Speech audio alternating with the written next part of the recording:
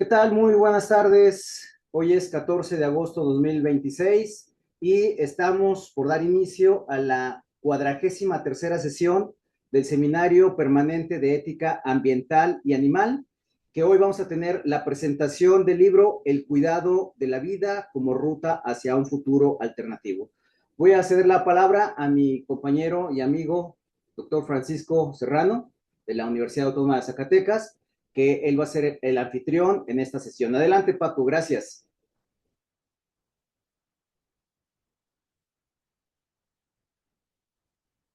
Gracias a ti, Víctor. Muy buenas tardes a todas y todos. Pues me da muchísimo gusto estar aquí como coanfitrión esta tarde para hablar de este estupendo libro que coordina Emilio Nudelman Cruz, ¿no? El libro se llama El cuidado de la vida como ruta hacia un futuro alternativo. Hablaremos de muchas de las ideas que están en el libro. Nos acompañan, por supuesto, Emilio Nudelman, aquí presente, y también dos colaboradoras bien conocidas de nosotros en el libro, ¿no? La doctora Rosy de la Torre y Mayagüel Mojarro, que es doctorante de la UNAM ahora, pero tiene también una gran trayectoria en un montón de espacios. Pues ellos son bien conocidos de nuestro seminario, ¿no? Emilio Nudelman nos habló hace un poco más de un año en este espacio, nos dio una conferencia que se tituló Del cuidado de la vida humana al cuidado de la vida, reflexiones sobre ética, desarrollo y buen vivir. Emilio tiene una gran trayectoria, es también aquí colega en la Universidad Autónoma de Zacatecas. Nos conocimos hace algún tiempo, hemos hablado de estos temas, nos hemos divertido mucho en las pocas ocasiones en que hemos coincidido y la verdad es que es un placer, Emilio, que ahora estemos hablando de esto y que podamos compartir este espacio. Rosa de la Torre, bueno, ustedes saben perfectamente, ella es gran impulsora, también coordina este seminario y ella es fundadora y directora general bueno, coordinadora general del Grupo de Investigación en Derecho Animal, GIDA, ¿no? Este es un grupo que ha tenido ya mucho impacto, tiene muchas actividades. Pueden ustedes encontrar información de esto en internet, ¿no? Muy fácilmente, ¿no? Y bueno, Mayagüel Mojarro también ha participado en el seminario.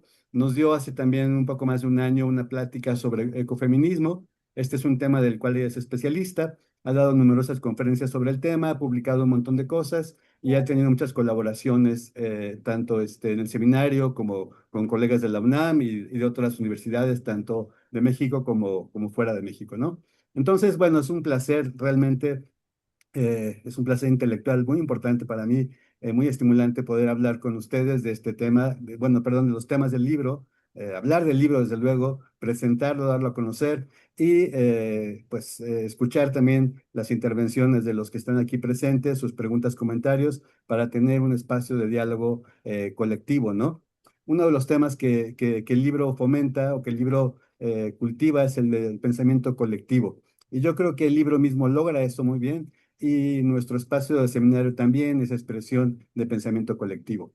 Muy bien, voy a hacer una pequeña presentación del libro, muy breve, y después le pasaré la palabra a mis estimados colegas.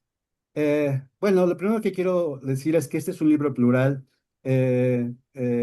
tanto sobre los temas que tratan cada uno de los ensayos como el conjunto de ensayos que lo componen, ¿no? Es un ejemplo muy logrado y pertinente del tratamiento interseccional sobre la crisis civilizatoria que enfrentamos hoy en día.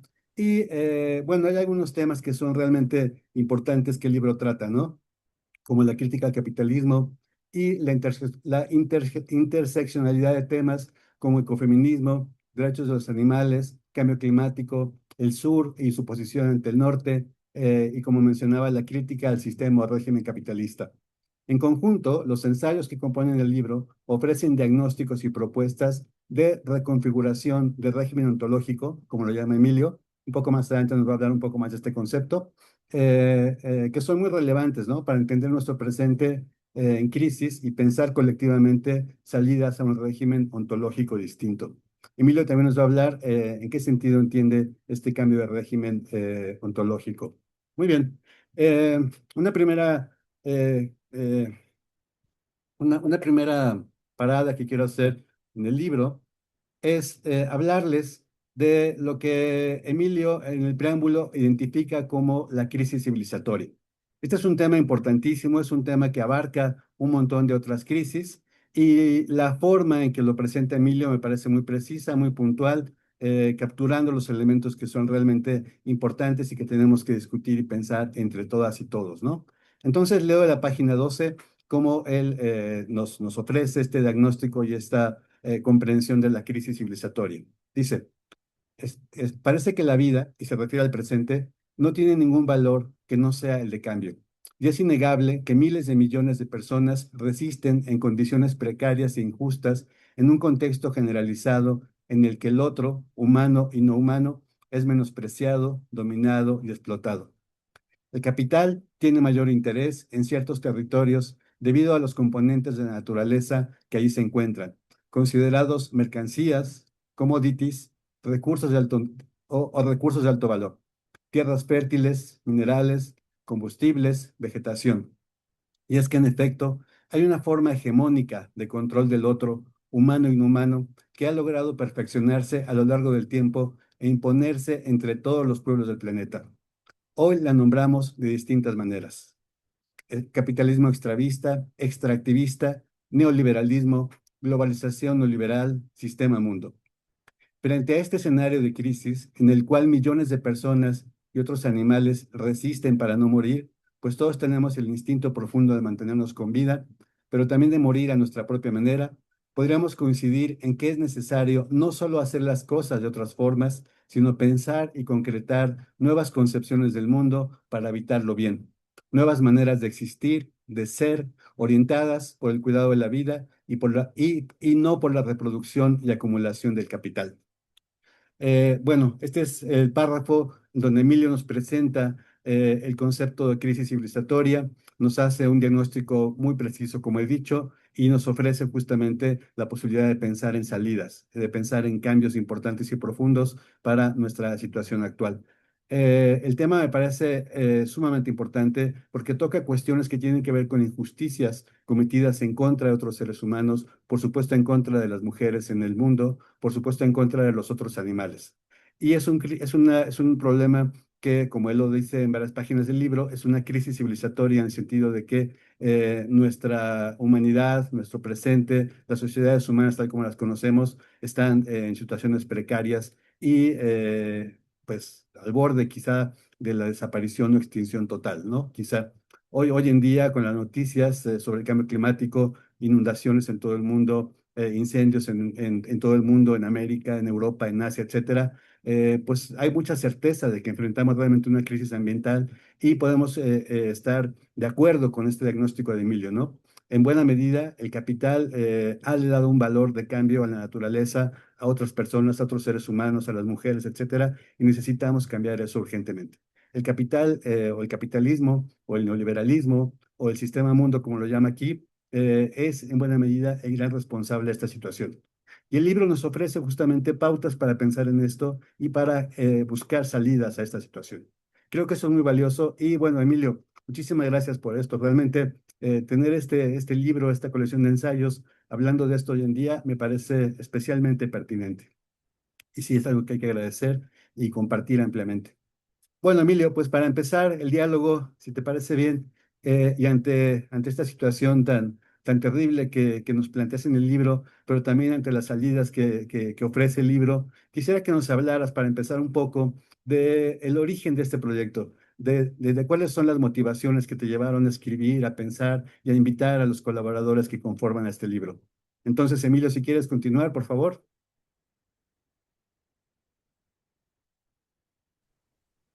Buenas tardes a todas, a todos. Francisco, antes que nada, muchas gracias por la invitación. Bueno, pues les cuento un poquito de cómo es que surge este proyecto. Llevo varios años trabajando el tema del desarrollo y el buen vivir, ¿no?, como alternativa de desarrollo.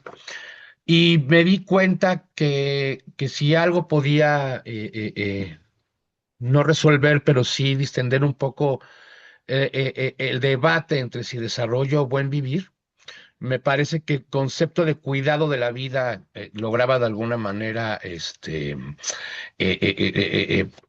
no solucionar, pero sí distender este debate entre desarrollo y buen vivir.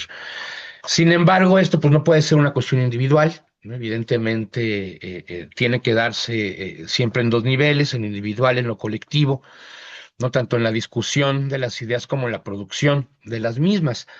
¿No? Entonces, como parte de las actividades en esa estancia postdoctoral que estoy realizando en Zacatecas, convocamos a una mesa redonda en la que invitamos a diferentes personalidades para discutir, para primero acotar qué es esto del cuidado de la vida, ¿no? Porque de repente parece una palabra que podría, un concepto que podría definirse desde el sentido común, pero pues sabemos que el sentido común no existe, ¿no? Entonces tenemos que definir, ¿no? Tanto qué es la vida como qué implica su cuidado, ¿no? ¿Qué implica cuidar?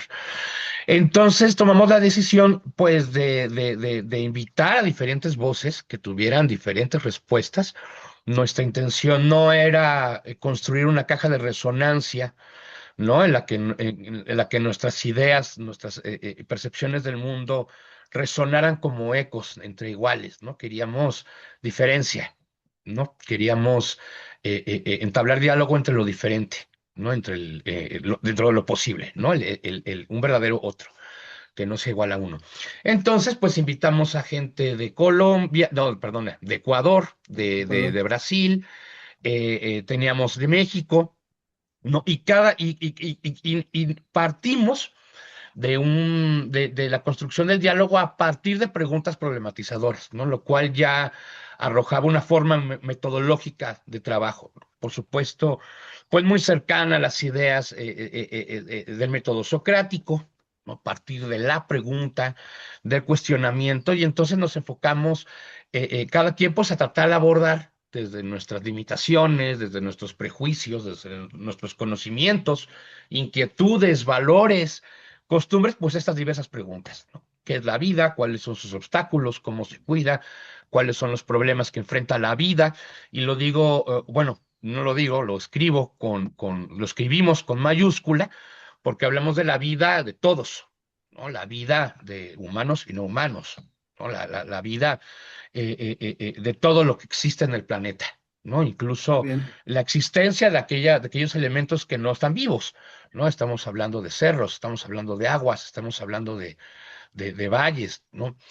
Y bueno, una vez que logramos esta discusión, nos dimos cuenta que nos quedamos cortos, ¿no? Había la necesidad porque éramos muy humanistas, fuimos muy humanistas en la mesa redonda, y había la necesidad, por la propia identificación que hicimos, ¿no? De que uno de los principales problemas es el antropocentrismo, este culto ciego al ser humano, ¿no? Al hombre, con mayúscula, nos dimos cuenta que hacía falta ampliar la discusión. Si ya bien había posturas feministas y ecofeministas en la mesa, había que ampliarlo, ¿sí? Hacia una postura más posthumanista, hacia ideas antiespecistas, no propias del posthumanismo y los ecofeminismos, que logramos, o que lograron más bien las compañeras Rosy y Mayagüel, Sí. ¿sí?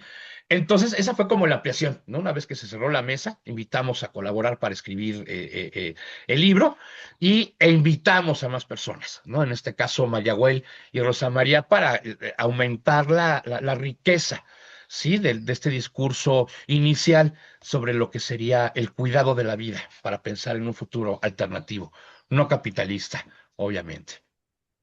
Muy bien. Bueno, pues ciertamente, como has mencionado, tanto perdón, los textos, ensayos de Rosa María como Mayagüel se trabaja desde una perspectiva y un marco teórico posthumanista. No sé si aprovechando ahora esta intervención de Emilio y que mencionó este concepto, ustedes nos quisieran hablar un poco en sus ensayos de cómo han abordado a partir del concepto de posthumanismo y en autoras tan destacadas como Rosy Braidotti, que también menciona Emilio y cita ampliamente en su ensayo, y nos hablan un poco, ¿no? De cómo el posthumanismo, digamos en el caso de Rosy, ha servido para articular la defensa de otros animales. Y en el caso de Mayagüel, ¿cómo le ha servido para articular su postura y su posición y propuesta ecofeminista? ¿Quieres empezar, Mayagüel, con esto? ¿O continuar, perdón? Claro, en primer lugar, muchas gracias al seminario, a ti, Paco, Emilio. Estoy muy contenta también de estar en esta mesa con Rosy de la Torre, a quien aprecio y admiro. Y el posthumanismo, como ya lo dijo Emilio, es un cambio de paradigma. Es un cambio hacia la relacionalidad y no hacia las jerarquías. El ser humano, el hombre, pero el hombre no como ser humano, sino como varón, varón blanco, europeo, caucásico, etcétera. La convergencia posthumana, como lo dice Rosy Braidotti, es este cambio en lo ético, político, lo social, lo cultural, lo económico. eh, es un cambio de mentalidades hacia esas relaciones, hacia que el ser humano nos integremos otra vez a la naturaleza. No, por supuesto, no volver a las cavernas, pero sí identificarnos como animales humanos. Esta dicotomía que también Rosy y yo coincidimos sin darnos cuenta, bueno, sin ponernos de acuerdo en muchas Ujú. cosas. Estas dicotomías, hombre, mujer, civilización, barbarie, incluso blancos, negros, estas dicotomías jerarquizantes de las que habla la tan conspicua filósofa Karen Warren. En general, las ecofeministas, algunas ecofeministas, porque el ecofeminismo no es una cosa homogénea, eh, llevan a que uno de los elementos de cada par sea devaluado a favor del otro elemento. En el caso hombre-mujer, pues el hombre.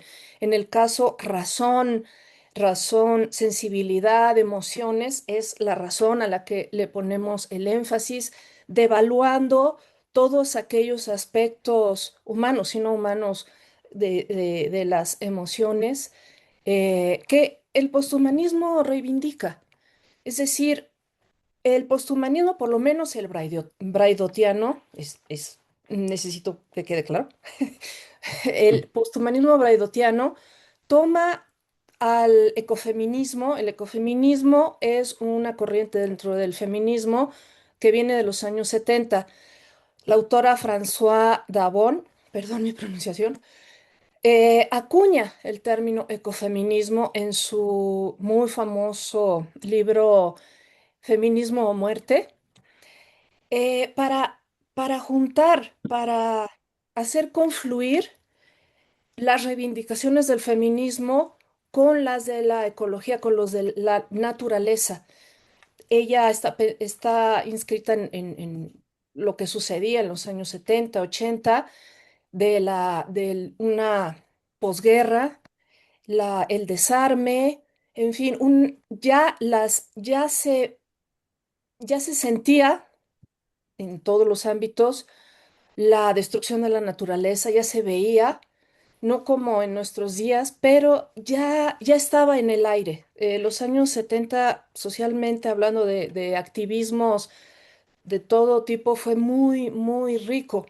Entonces, esa confluencia entre reivindicaciones de las mujeres y de la naturaleza, después de los animales, en específico, como individuos, no como especies, sino como individuos sintientes, como individuos con conciencia, etcétera, eh, culmina, por así decirlo, en la propuesta posthumana. Y en mi caso, yo creo que el feminismo antiespecista, que no tiene aún unos contornos muy definidos, es muy nuevo. El feminismo antiespecista se inserta por muchas características del posthumanismo braidotiano y del propio feminismo antiespecista en la propuesta posthumana. Muy bien, muchas gracias. Rosy, por favor, si nos complementas con tu propuesta.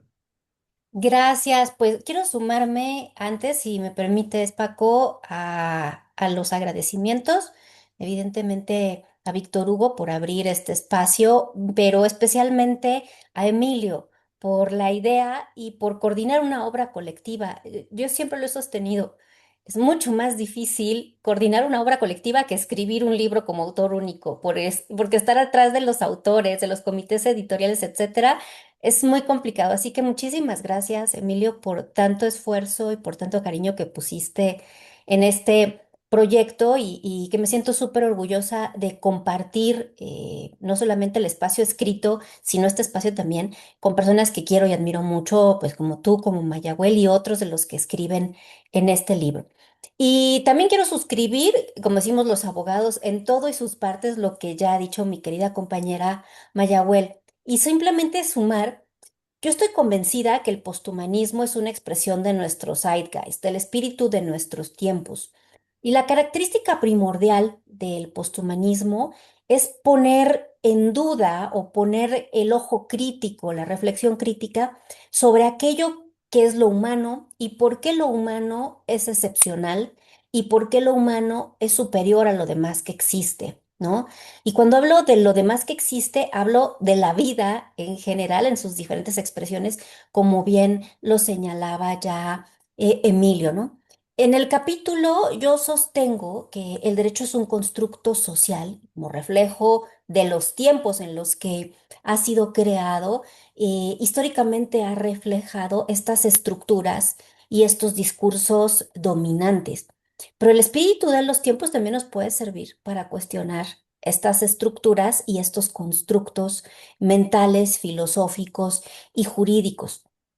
Estamos viendo a nivel mundial como cada vez en más espacios América Latina es un semillero y eso siempre me enorgullece decirlo. La jurisprudencia latinoamericana, el constitucionalismo latinoamericano, el derecho latinoamericano ha sido un semillero de estas ideas disruptivas que sin autopercibirse como posthumanistas están poniendo ya en tela de juicio categorías binarias. Como bien decía Maya, el posthumanismo descansa en la crítica a estas posiciones binarias de humano-naturaleza, humano-animal, hombre-mujer, etcétera. Pero específicamente esta dicotomía humano-animal es muy bien abordada por varios de los autores que han ido configurando este marco de reflexión filosófica, porque valdría la pena partir del punto de recordarnos que todos somos animales, cosa que aunque ustedes no lo puedan creer, en el derecho todavía hay mucha resistencia a recordarnos que somos animales. Ok, primer paso superado, ¿no? Nos recordamos que todos somos animales, pero seguimos aferrados, ¿no? Como dice magníficamente Jean-Marie Schaeffer en su libro de La excepción humana, em, como seguimos aferrados, parecía que la historia del pensamiento humano es la historia de el esfuerzo por crear la excepcionalidad y el supremacismo humano, ¿no? Les decía, si bien ya aceptamos que también somos animales, que el Homo sapiens es una especie animal, nos encontramos ahora a ejercicios supremacistas. Y digo supremacistas con toda responsabilidad, porque siempre la palabra supremacismo nos remite a los nazis o a Trump, ¿no? Más contemporáneamente. Pero cuando hablamos de supremacismo es en el derecho poner los intereses de lo humano siempre por encima de los intereses de los demás animales. Y me parece que ahí el posthumanismo nos está sirviendo como un marco de referencia para reconocer que los demás animales tienen intereses que son tan valiosos como los intereses humanos y que deben ser ponderados en una igualdad de circunstancias por nuestros sistemas jurídicos. Y esto es bien interesante porque si aceptamos que todos somos animales, que como animales todos poseemos intereses inherentes a nuestras características, no me gustaría hablar de un determinismo biológico, evidentemente, ni a este concepto esencialista de la naturaleza del animal, pero sí que cada individuo animal tiene sus propios intereses y que hay un principio formal de igualdad en la defensa y el cuidado de estos intereses, tendremos que plantearnos nuestros sistemas jurídicos de forma muy radical, muy, muy radical. Pensar que todos los animales caben con el animal humano, ¿no? Dentro de la comunidad jurídica es harto complicado. Y por eso creo que el Sí, posthumanismo nos sirve como algo importante. muy bien. Sí, este concepto de comunidad jurídica me parece muy importante en la propuesta que tú nos haces en el ensayo. Muy bien, vamos a volver a eso un poquito más adelante. Pero bueno, Mayagüel y Rosy han mencionado que necesitamos hacer cambios profundos en nuestra forma de legislar, nuestra forma de tener vínculos con otros animales, vínculos con la naturaleza, etcétera. Emilio, aprovechando esta idea de promover cambios profundos, ¿quieres hablarnos un poco de este concepto de cambio de régimen ontológico, que es un concepto central en tu ensayo también, ¿no? Y bueno, presupone justamente un cambio profundo en la forma en que habitamos y somos en el mundo, ¿no? Entonces me gustaría que nos hablaras un poco más de esto, de cómo lo concibes, de cómo articulas en torno a este concepto las diferentes propuestas que hay en el libro, ¿no? Ujú. Ecofeminismo, defensa de otros animales, defensa del medio ambiente, cambios políticos y sociales, en fin. Adelante, Emilio, por favor. Gracias, Paco. Bueno, sí, en efecto, identifico un problema, ¿no? En mi capítulo que tiene que ver con la manera en que, o los procesos mediante los cuales nos la manera en que concebimos al otro y la manera en que habitamos el mundo. No tiene que ver con una cuestión existencial, ¿no? ¿Quiénes somos? ¿Quién es el otro? ¿Qué hacemos aquí? ¿Por qué? ¿Para qué? ¿Sí? Y identifico, en efecto, en esta concepción del mundo hegemónica actual, ¿no? Que sería el régimen del capital, como le llama Enrique Leff, pues un problema principal, ¿no? Más adelante quisiera decir que no es el único, ¿sí? Que más bien pienso que el régimen del capital es producto, síntoma de algo más profundo en el ser humano, ¿sí? Pero bueno, ahora podemos ir hacia allá. Primero, explicar un poquito esto del régimen ontológico. Sí, es un concepto que no es mío, es un concepto que identifico en las lecturas de Enrique Leff, pero que no siento, me quedo con la sensación de que no logra desarrollarlo de todo, ¿no? Que es esto de un régimen ontológico, ¿no? Entonces, lo que hago en mi capítulo, pues, es explicar qué es un régimen ontológico, específicamente qué es un régimen ontológico, el régimen del capital, y por otro lado, ¿qué sería un régimen ontológico orientado por el cuidado de la vida? Y digo lo que sería, ¿no? Porque no creo que exista hoy en día, ¿no? A diferencia de lo que puedo decir en mi capítulo, no creo que exista un régimen orientado por el cuidado de la vida, sino regímenes más orientados por el cuidado de la vida que por el cuidado del capital, ¿no? Con esta intención de no idealizar ni socializar a ningún pueblo. Este asunto del régimen ontológico realmente es una palabreja, eh, eh, eh, eh, y no es tan complicada, porque si las vamos el régimen tiene que ver con una manera concreta de ordenar las cosas, de darle sentido a las cosas, ¿sí? Y lo ontológico, ¿no? Pues tiene que ver con el ser, con el ente, ¿no? De ahí lo de onto. Entonces tiene que ver realmente con cómo el ser se organiza, se concibe en el mundo, y a partir de eso, pues reproduce su vida, ¿no? De ahí viene la reproducción social. Hay ahí un condicionamiento mutuo, ¿sí? Entre lo que sería la superestructura, todo lo que tiene que ver con el aspecto de las ideas, de los conceptos, lo que tiene que ver con estas concepciones que se tienen del uno, del otro y del mundo, ¿sí? Y por otro lado, bueno, pues justo, ¿no? Tiene que ver con esa manera concreta de concebirlo. Entonces, en el régimen de capital, tenemos que el ser, ¿no? Pues realmente está al servicio, ¿no? De la acumulación del capital. O sea, lo existente, lo que existe en el mundo, es considerado objeto, es considerado mercancía, es considerado valor de cambio, ¿no? Y es un problema porque es finalmente el régimen, ¿no? Sistema de ordenamiento del mundo que nos tiene a la mayoría de los animales humanos, inhumanos, bajo las condiciones en que estamos actualmente. Entonces, un régimen ontológico orientado por el cuidado de la vida, pues sería una manera de ordenar el mundo, de darle sentido a la existencia, pues a partir de la comprensión de la interdependencia entre las partes que conforman Ujú. el todo, ¿no? Ese todo con V mayúscula, ¿no? Que tiene que ver tanto con entes vivos como no vivos. O sea, todo tiene un sentido de ser en la existencia, más allá de lo antropocéntrico que podría ser la sacralidad de lo existente, más allá del valor que uno le da a las cosas, o lo existente tiene valor por sí mismo.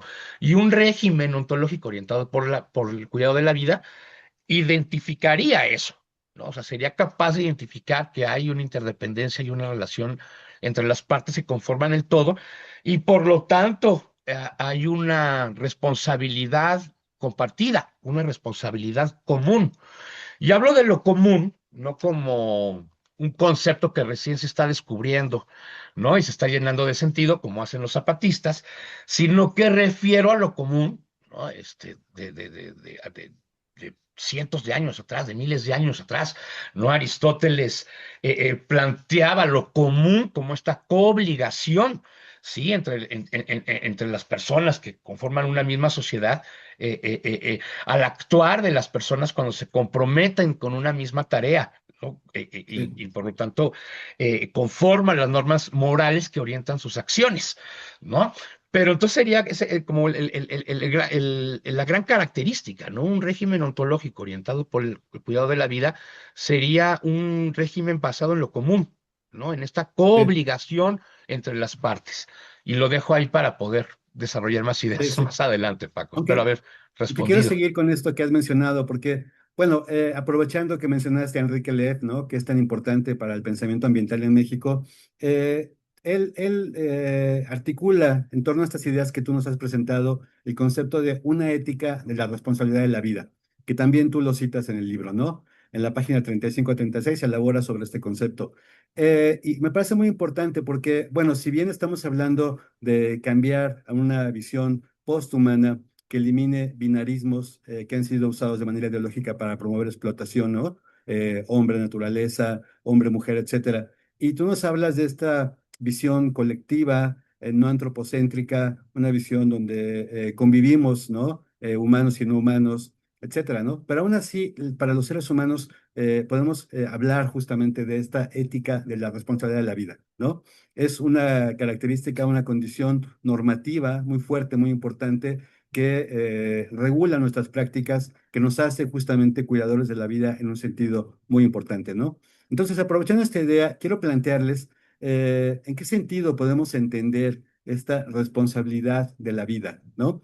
En el texto, por ejemplo, de Rossi, hablamos de una comunidad jurídica y en ese sentido cabe pensar también en conflictos entre derechos que pertenecen a entidades humanas y no humanas, ¿no? Es posible, como Kimlicka y Davison dicen, que existan algunos conflictos entre ciertas especies, ¿no? Entre animales que se alimentan de ciertas plantas y la existencia de esas plantas, ¿no? La situación que ellos imaginan, si ustedes se acuerdan, es una en la que el alimento de un grupo de ciervos puede estar en peligro de extinción justamente porque es empleado por estos ciervos para alimentarse, ¿no? Ese sería un ejemplo de un conflicto de derechos. Y bueno, supongo que eso implica tener alguna actitud de responsabilidad hacia las diferentes especies, hacia los diferentes organismos que conforman nuestro gran ecosistema planetario.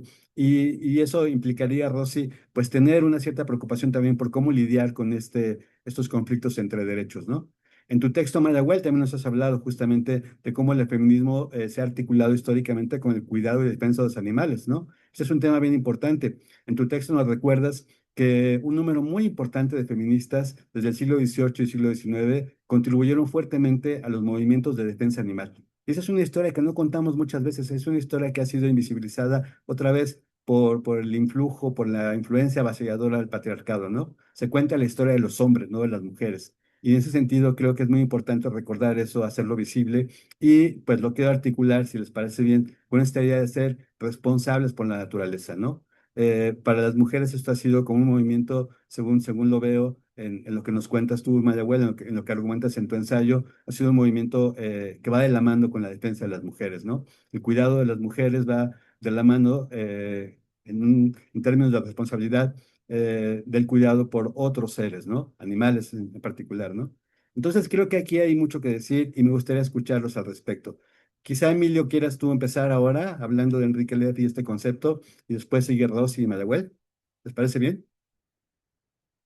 Bueno, Emilio, Perfecto, ya estás cuidando tu perfecto. vida, ¿verdad?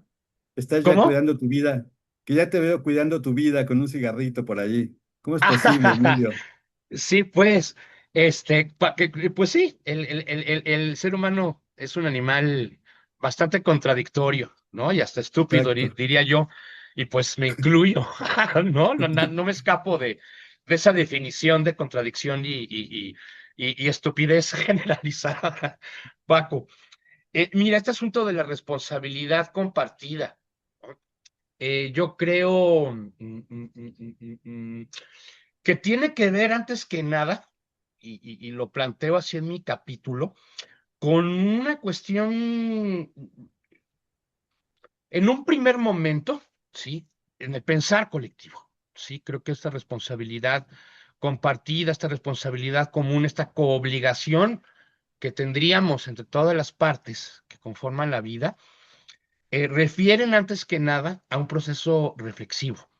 Incluso en mi capítulo hablo, ¿no? En este tratar de acotar qué significa cuidar la vida, yo concluyo que cuidar la vida es antes que nada pensar la vida, ¿no? Y esto refiere a un pensamiento construido con el otro, ¿sí? Eh, em, siento que Pienso que uno de los grandes problemas, ¿no? Es esta irreflexividad, ¿no? Que nos suele caracterizar ahora que hablamos de la estupidez y la contradicción en los humanos, ¿no? Esta falta de reflexividad profunda, ¿no? Sobre el mundo, sobre el uno como individuo, sobre el nosotros como colectivo, sobre el otro. Y vamos, tampoco es cualquier cosa, ¿no? Implica una forma ordenada, metódica, sistemática para aprender a pensar con el otro, ¿no? En ese sentido, creo que la filosofía práctica tiene propuestas muy interesantes, ¿no? Que apuestan o que abonan más bien a la posibilidad de construir el pensamiento crítico de manera colectiva. Con esto no me refiero solo a un pensamiento crítico con el capitalismo, ¿no? Con el patriarcado, con la colonialidad.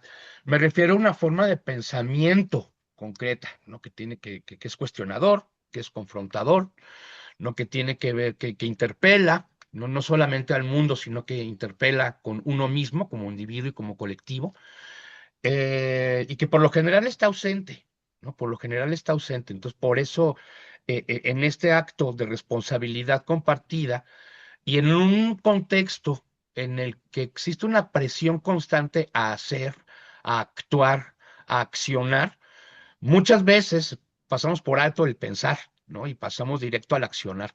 Y muchas veces, pues eso concluye en reacción, ¿no? En Sí. actitudes reaccionarias frente a la vida, profundamente emocionales, ¿no? Hablando de Braidotti, bueno, ella justamente refiere cómo vivimos épocas de una emocionalidad volátil, ¿no? En el que ser víctima es convertirse en el nuevo héroe de nuestro tiempo, ¿no? Entonces Ujú. creo que esa responsabilidad compartida, ¿no? Que exige un pensar colectivo, un pensar común, ¿no? Que nos compete a todos, pues justamente confronta, ¿no? Busca confrontar o construir el pensamiento crítico desde ahí. Para ir cerrando esta parte, sí quisiera nada más como reconocer que incluso en Enrique Leff hay ciertos problemas, ¿no? Cuando habla de Mm. la responsabilidad compartida, o incluso de los regímenes ontológicos orientados por el cuidado de la vida.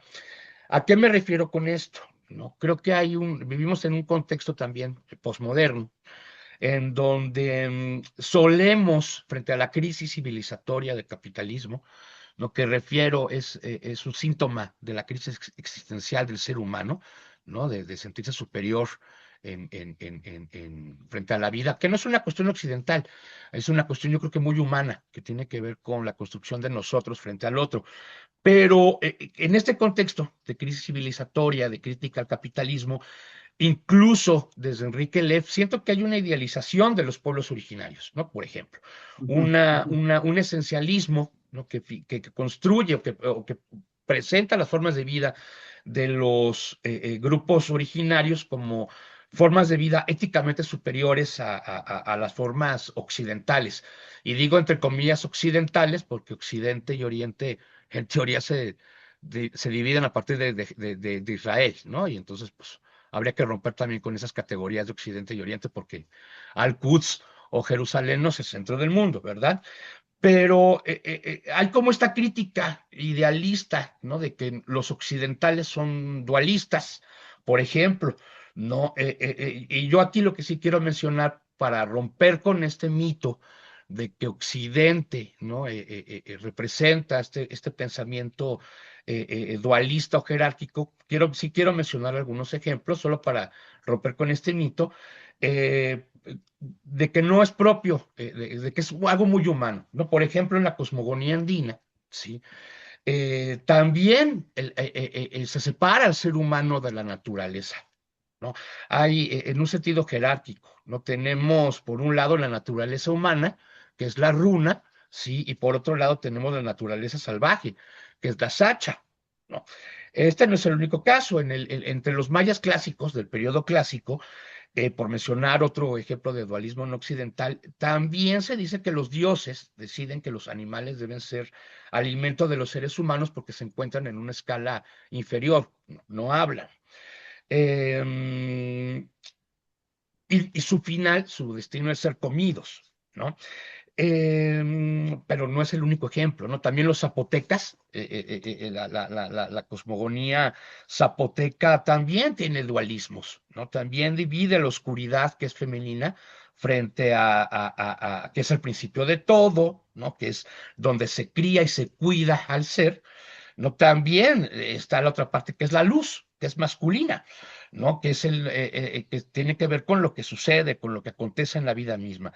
Esto me parece importante mencionarlo para no romantizar el asunto de la responsabilidad ética o la idea del régimen ontológico orientado por el cuidado de la vida, eh, pues considero necesario que es importante distinguir entre lo deseable, lo posible y lo necesario, ¿no? Para en la práctica no caer en el absurdo. No sé si me estoy explicando. Y ahí me guardo mi palabra, Paco. Muy bien, muchas gracias. Bueno, Rosy, si quieres continuar, por favor.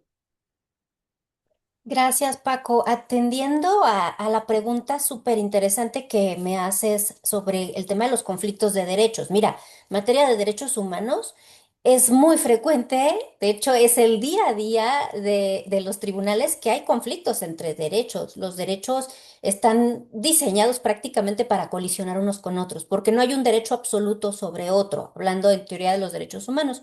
Y por eso es que los sistemas jurídicos establecen ciertos criterios para ponderar entre estos derechos, para sopesar en cada caso concreto qué derecho es el que debe prevalecer. Ahora, con esta visión posthumanista y de cuidado de la vida que estamos proponiendo varios de nosotros en el libro de Emilio, lo que tenemos que hacer es deconstruir cómo hemos pensado los sistemas jurídicos como comunidades jurídicas exclusivamente humanas, ¿no?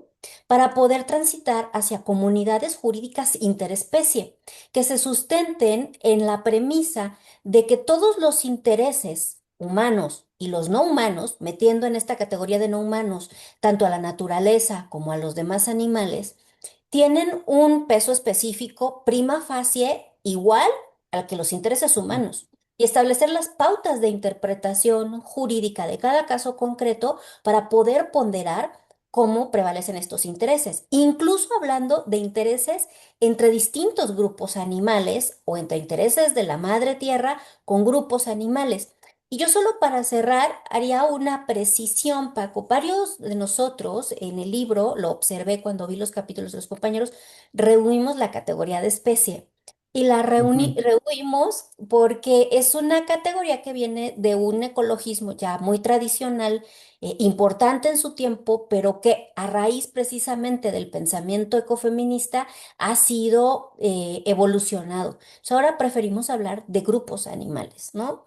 Incluso, como tú lo sabes, en GIDA, en el Grupo de Investigación en Derecho Animal, hemos explorado jurisprudencialmente en México, en Argentina y en Chile la posibilidad de hablar de pueblos originarios no humanos, cuando haya ciertos grupos animales que cumplan con estos requisitos de arraigo al territorio, de tener una cultura común, etcétera, como podría ser, por ejemplo, el jaguar en el sureste o la mariposa monarca en el caso de Michoacán, ¿no? Entonces, simplemente se trataría de, digo simplemente por utilizar un prefijo, pero es muy complicado pensar una comunidad jurídica interespecie que construya elementos de interpretación y de ponderación para una justicia transhumanista, o sea, más allá de lo humano.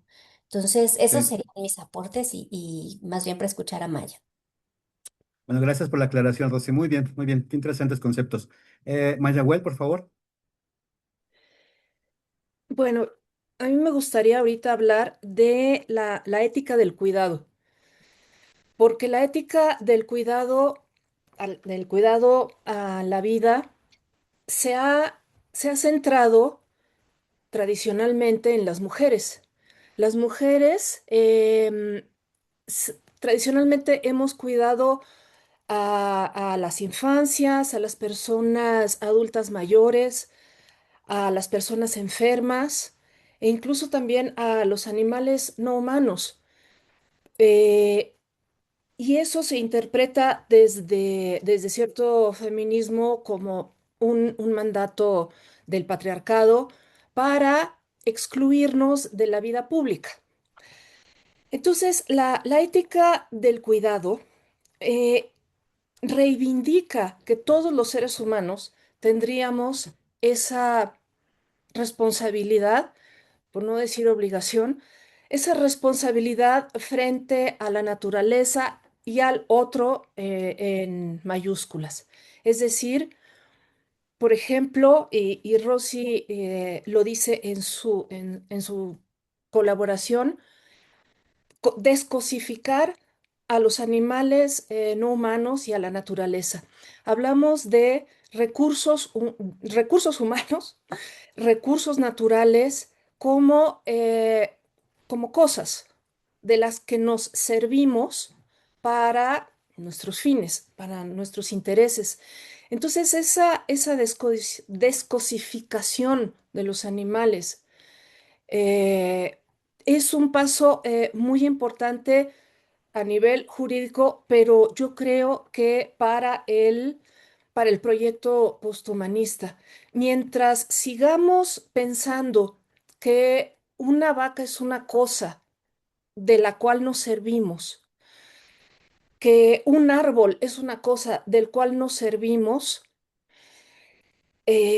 seguiremos repitiendo seguiremos cultivando este estado de cosas, el cual vemos que no nos lleva por buen camino.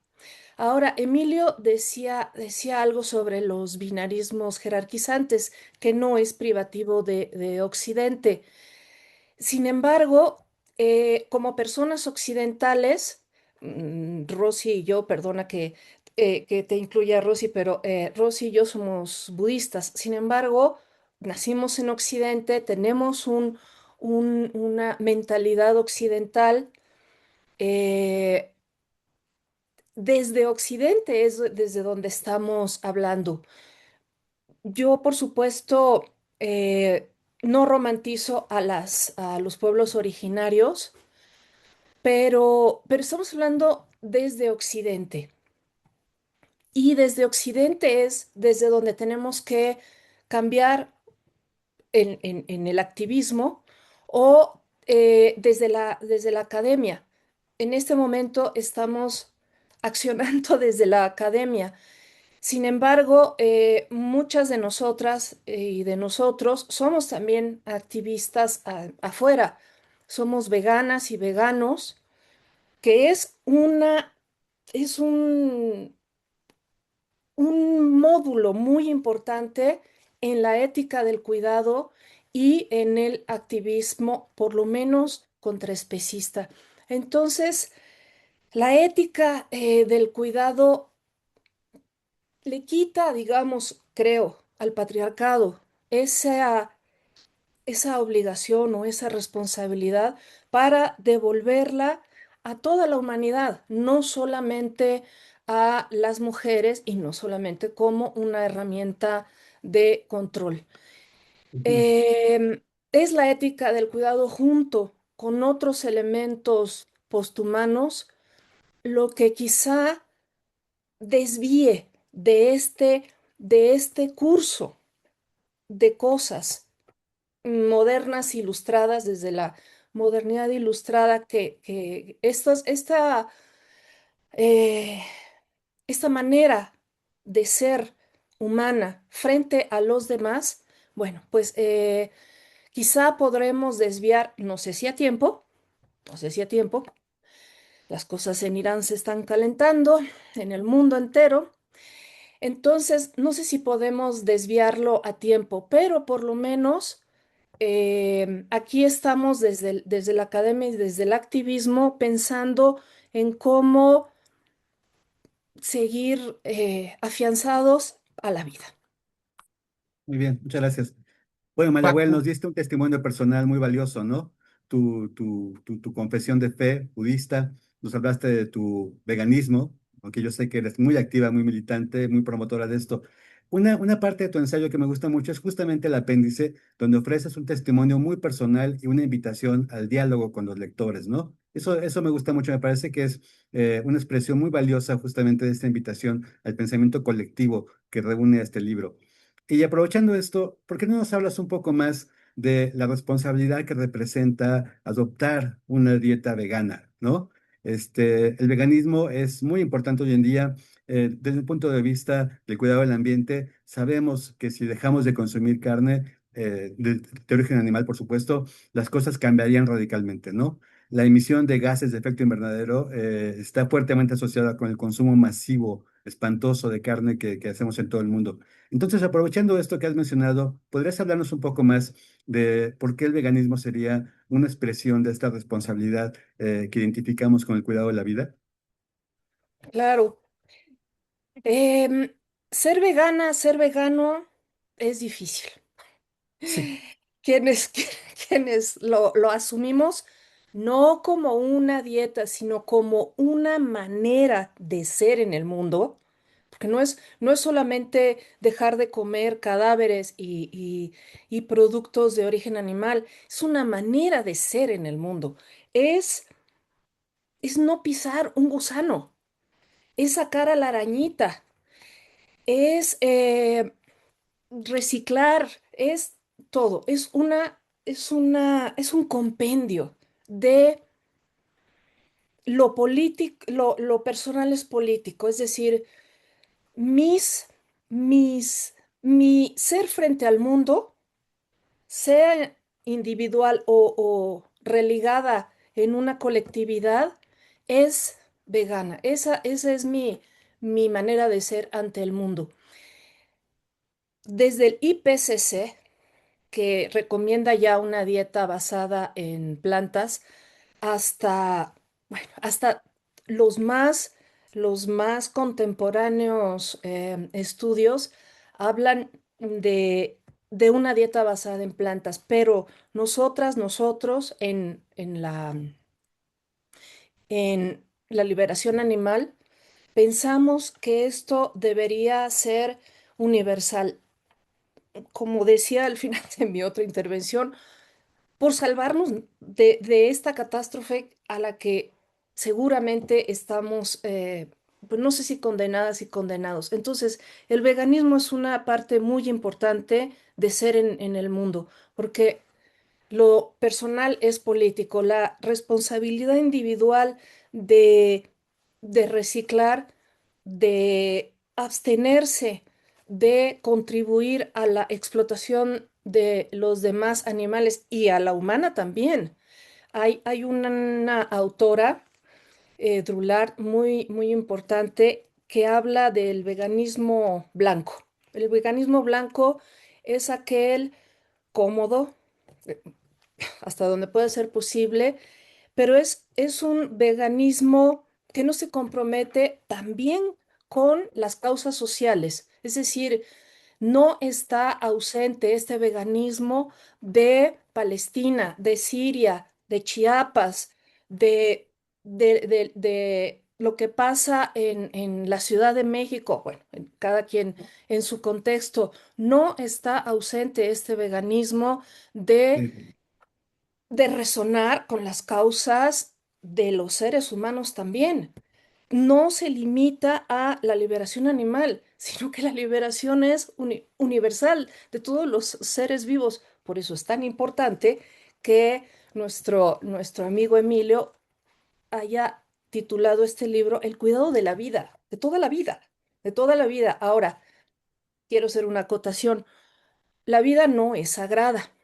Creo que aquí estaremos de acuerdo en que estamos a favor de la interrupción del embarazo o de la muerte digna. Entonces, no, la vida no es sagrada así, aferrarse, no, la vida no es sagrada, pero, pero, salvo esas excepciones, pues la vida es la vida. ¿No?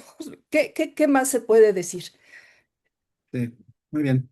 Bueno, aprovechando estos temas, más adelante yo creo que Alejandro Herrera nos puede decir también cosas muy valiosas sobre la combinación entre veganismo, cuidado del medio ambiente y pensamiento crítico.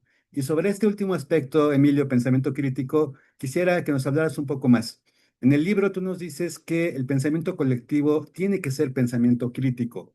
Y en la página 24 nos describes qué elementos componen al pensamiento crítico. Voy a leer esta parte que me parece, en efecto, muy nutritiva porque nos da los elementos teóricos, las habilidades que necesitamos para formarnos, ¿no? Como ciudadanos responsables, como efectivamente buenos cuidadores del medio ambiente, pero también como muy críticos sobre nuestras actitudes, sobre cómo consumimos energía, sobre cómo consumimos animales, etcétera, ¿no? Entonces, bueno, leyendo la página 24, Emilio describe así al pensamiento crítico, ¿no? Es el conjunto de habilidades consideradas fundamentales para comprender el mundo y transformarlo, como la problematización, la argumentación, la significación, la conceptualización o la ejemplificación, todas ellas consideradas habilidades filosóficas necesarias para el pensamiento crítico. Y concluye, por ello, se introduce el sentido de la práctica filosófica como una praxis indispensable para el cuidado de la vida. Bueno, el libro me parece que es un ejemplo muy elocuente de la aplicación de este conjunto de herramientas. Y en efecto, está orientado a un cambio de régimen ontológico, como hemos estado discutiendo. Bueno, Emilio, ¿podrías hablarnos un poco más de esto, de cómo concibes tú esto, de cómo articulas esta propuesta que tiene una dimensión individual, una dimensión formativa, una dimensión de formación ciudadana y una dimensión claramente política, ¿no? Y bueno, hasta aquí le dejo. Entonces, si quieres continuar aquí, por favor. Claro que sí, Francisco, muchas gracias. Eh, bueno, para llegar a este asunto del pensamiento crítico, cómo se construye, quiero retomar un poquito lo que decía Mayagüel, ¿no? Porque, y creo que lo retomo desde lo valioso que decía al principio de la diferencia, ¿no? Del diálogo con el otro, ¿no? Que no piensa igual, ¿no? Y que eso no significa, ¿no? O sea, la diferencia no es un problema, ¿no? Al contrario, creo que si no hay diferencia, no hay diálogo. Eso quiero retomarlo de entrada. Y un poquito también adentrarme antes de llegar a esto del pensamiento crítico y cómo se trabaja, recordar nuevamente este asunto de la contradicción, ¿no? Que nos constituye como humanos. La reproducción social es posible porque por la interdependencia que se mantienen con las partes que conforman el todo. En los griegos le llamaban esta forma de relacionarse pues, simbiosis, ¿no? A un modo de vida en común, ¿no? Compartida. Y esto sale de lo humano porque esta interdependencia para que la vida sea posible se sustenta en el usus, ¿no? En el uso de lo existente. No se me entienda aquí desde un sentido utilitarista, ¿no? Cuando hablo de uso, porque el uso tiene que ver con el aprovechamiento de algo, ¿no? Ya sea de Ujú. una vaca que come pasto, de como mis vecinos que hablaba hace rato, que se come mucho cerdo, ¿no? Hay un consumo de la existencia de lo otro, de los componentes de la naturaleza, y ello es una contradicción. Porque la reproducción humana depende de consumir la existencia de lo existente, de consumir lo existente. Aquí el problema sí yo ubico es que en el uso hay extremos. Está el subusus, ¿no? El subuso y el abusus, ¿no? El abuso. No creo que una postura crítica abogaría por el uso, ¿no? Por una cuestión responsable, ¿no? Respecto al consumo de lo existente, no a partir de lo que debería ser. Y es aquí donde entra el trabajo del pensamiento colectivo, ¿no? De la reflexión conjunta, o como también se le podría llamar comunidad, cofilosofar, ¿no? Hacer filosofía con el otro, ¿no? Que creo que es la apuesta para poder construir el pensamiento crítico y que se logra, y Alejandro Herrera, lo que está aquí, que no nos conocemos personalmente, pero seguramente él hablará de eso, pues que tiene que ver con estas habilidades que están en todas las personas, ¿no? Porque todos somos filósofos, más allá de los títulos, porque cuestionamos el mundo, no de entrada, porque cuestionamos nuestro ser en el mundo. Y bueno, esto tiene que hacerse en colectivo, ¿no? Uno puede trabajar este cuestionamiento del mundo a nivel individual, que es fundamental. Uno tiene que autogobernarse, ¿no? La capacidad de la autonomía no se reduce a la autonomía comunitaria, a lo colectivo, sino que el individuo también tiene que ser autónomo respecto a sus ideas sobre el mundo. Porque por lo general las ideas que tenemos del mundo no son propias, ¿no? Las concepciones que tenemos del mundo, nuestros valores, pues se nos dieron al momento de nacer, ¿no? Y nos pasamos el resto de nuestras vidas defendiéndolas como si fueran propias. Entonces creo que el trabajo de la construcción del pensamiento crítico desde la práctica filosófica tiene que ver con ese cuestionamiento, ¿no? ¿De dónde vienen mis ideas del mundo? ¿No? ¿De dónde? ¿Quién dice, ¿no? Eh, que mi comunidad es lo que es, ¿no? O sea, tiene que ver, les digo, con un proceso socrático de cuestionamiento, de indagación colectiva sobre el mundo, ¿no? Las pienso mucho, y no digo que sea práctica filosófica, yo creo que es un trabajo basado en la práctica filosófica, ¿no? En la propia antropología aplicada como ciencia de acción, como ciencia de apoyo, ¿no? En el contexto de la investigación, acción participativa, por ejemplo, pero pienso en comunidades de reflexión, ¿no? Concretamente en comunidades de reflexión filosófica, en las que las personas se plantean preguntas, ¿no? Para trabajar sobre ellas de manera colectiva. No lo pienso, porque los pueblos por lo general sí tienen la figura de la asamblea, ¿no? Pero las asambleas suelen ser espacios deliberativos, ¿no? Donde se toman decisiones. Y yo lo que propongo es un espacio no deliberativo, sino contemplativo, ¿no? En donde realmente haya cabida a la reflexión profunda, individual y colectiva sobre el mundo y nuestro lugar en él.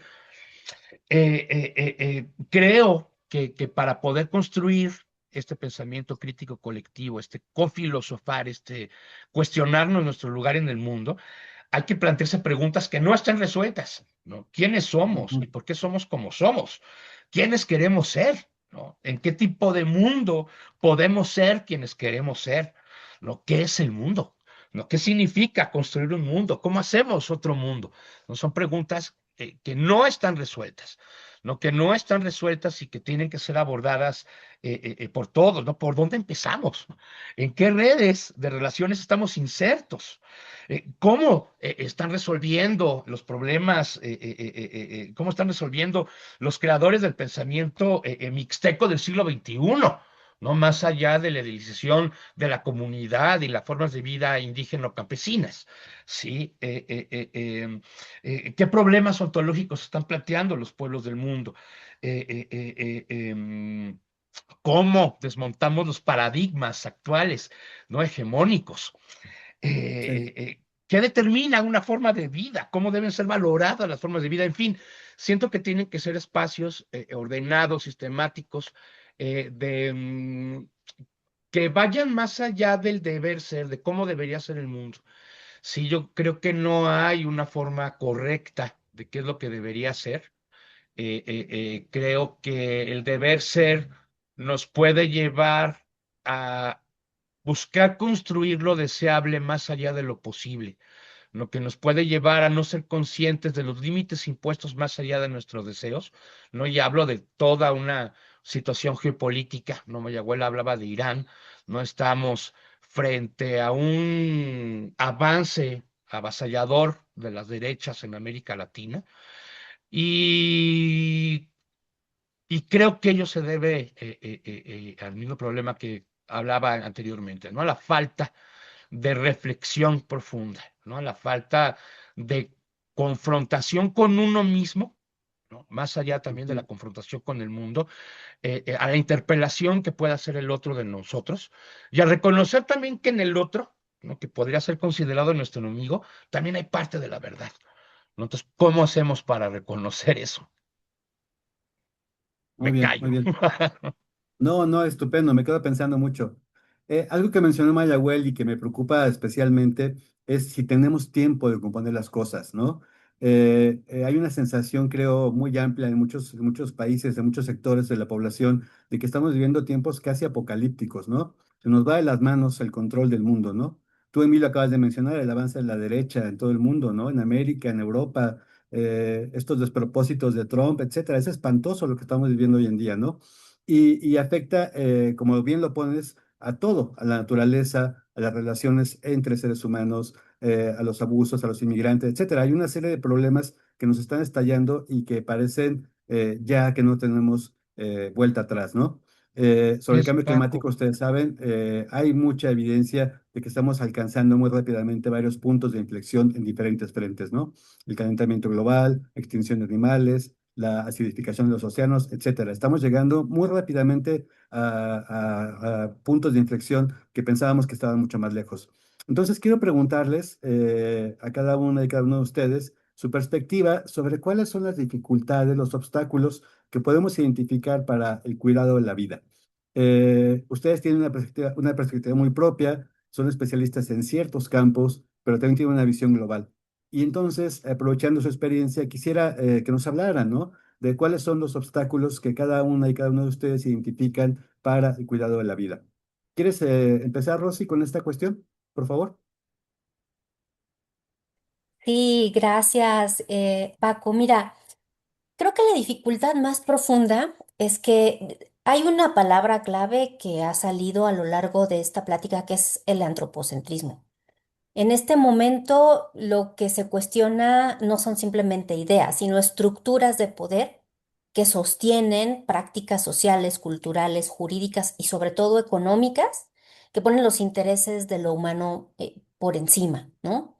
En el capítulo insisto precisamente en que no es simplemente una posición filosófica el antropocentrismo, es una justificación de un conjunto de estructuras que nos permiten cosificar, objetivar e instrumentalizar los cuerpos considerados como diferentes o incluso como inferiores. Por eso la resistencia es muy grande. Emilio hablaba de muchas injusticias en muchos campos, pero el ser humano parece molestarle solo con la injusticia que le afecta. Cuando la Ujú. injusticia te beneficia, no te molesta. La injusticia que cometemos contra la madre tierra al expoliar sus recursos, contra los demás animales al torturarlos y explotarlos de manera inusitada, ¿no? En la historia de la humanidad, pues parece no molestarnos, porque retomando, por ejemplo, el tema del veganismo, mucha gente dice, pues es que es mi decisión muy personal y muy íntima lo que como. No, cuando lo que comes, cuando lo que vistes, cuando la forma en la que explotas a la madre tierra representa un abuso de ese poder, es también una injusticia y tú estás siendo no solamente cómplice, sino artífice de esa injusticia. ¿Nos dará el tiempo para darnos cuenta de esto? No lo sé, y es una pregunta muy inquietante, ¿no? Sí. Sin embargo, yo soy optimista. Te voy a decir por qué, y se los digo a mis alumnos. Los seres humanos, como el simio más estúpido que somos en la naturaleza, y eso no lo digo yo, lo dicen varios filósofos, que somos el simio más estúpido, eh, tenemos solamente de dos sopas. O entendemos que tenemos que cuidar la vida, que justamente es lo que propone Emilio como línea transversal de todos nuestros trabajos, porque al cuidar la vida nos estamos cuidando a nosotros mismos, ¿no? O nos extinguimos. Así de sencillo. O entendemos por las buenas o vamos a entender muy por las malas. Que si entendemos por las malas vamos a pasar por periodos de purga muy difíciles, seguramente en las que estaremos gobernados por seres que ya estamos viendo de ideas bastante radicales, que tampoco son los primeros en la historia de la humanidad. Y desafortunadamente no van a ser los últimos tampoco. Pero aprendemos por las buenas o vamos a aprender a las malas. Porque si hay algo que hemos observado y que quienes se dedican a la ecología observan todos los días, es que la Madre Tierra tiene una infinita sabiduría para lograr equilibrios. Y si ese equilibrio pasa por quitarse de encima el parásito que más daño le hace, pues lo va a hacer. Lo va a Y hacer. ese somos nosotros. Entonces, por eso yo soy optimista. O vamos a aprender por las buenas, vamos a entender, o vamos a aprender por las malas. Y en cosa de menos de 100 años nos vamos a extinguir. Y entonces empezará otra vez otro mundo con otros homínidos, con otros animales y será otra historia. Gracias, Rosy. Mayagüel, por favor. Sí, leía esta mañana una breve nota que hablaba de la enorme tristeza que tienen ciertos grupos etarios, los jóvenes a nivel mundial, sobre el futuro. Em, yo no soy optimista. Eh, yo también considero muy misantrópicamente que somos un cáncer, ¿verdad?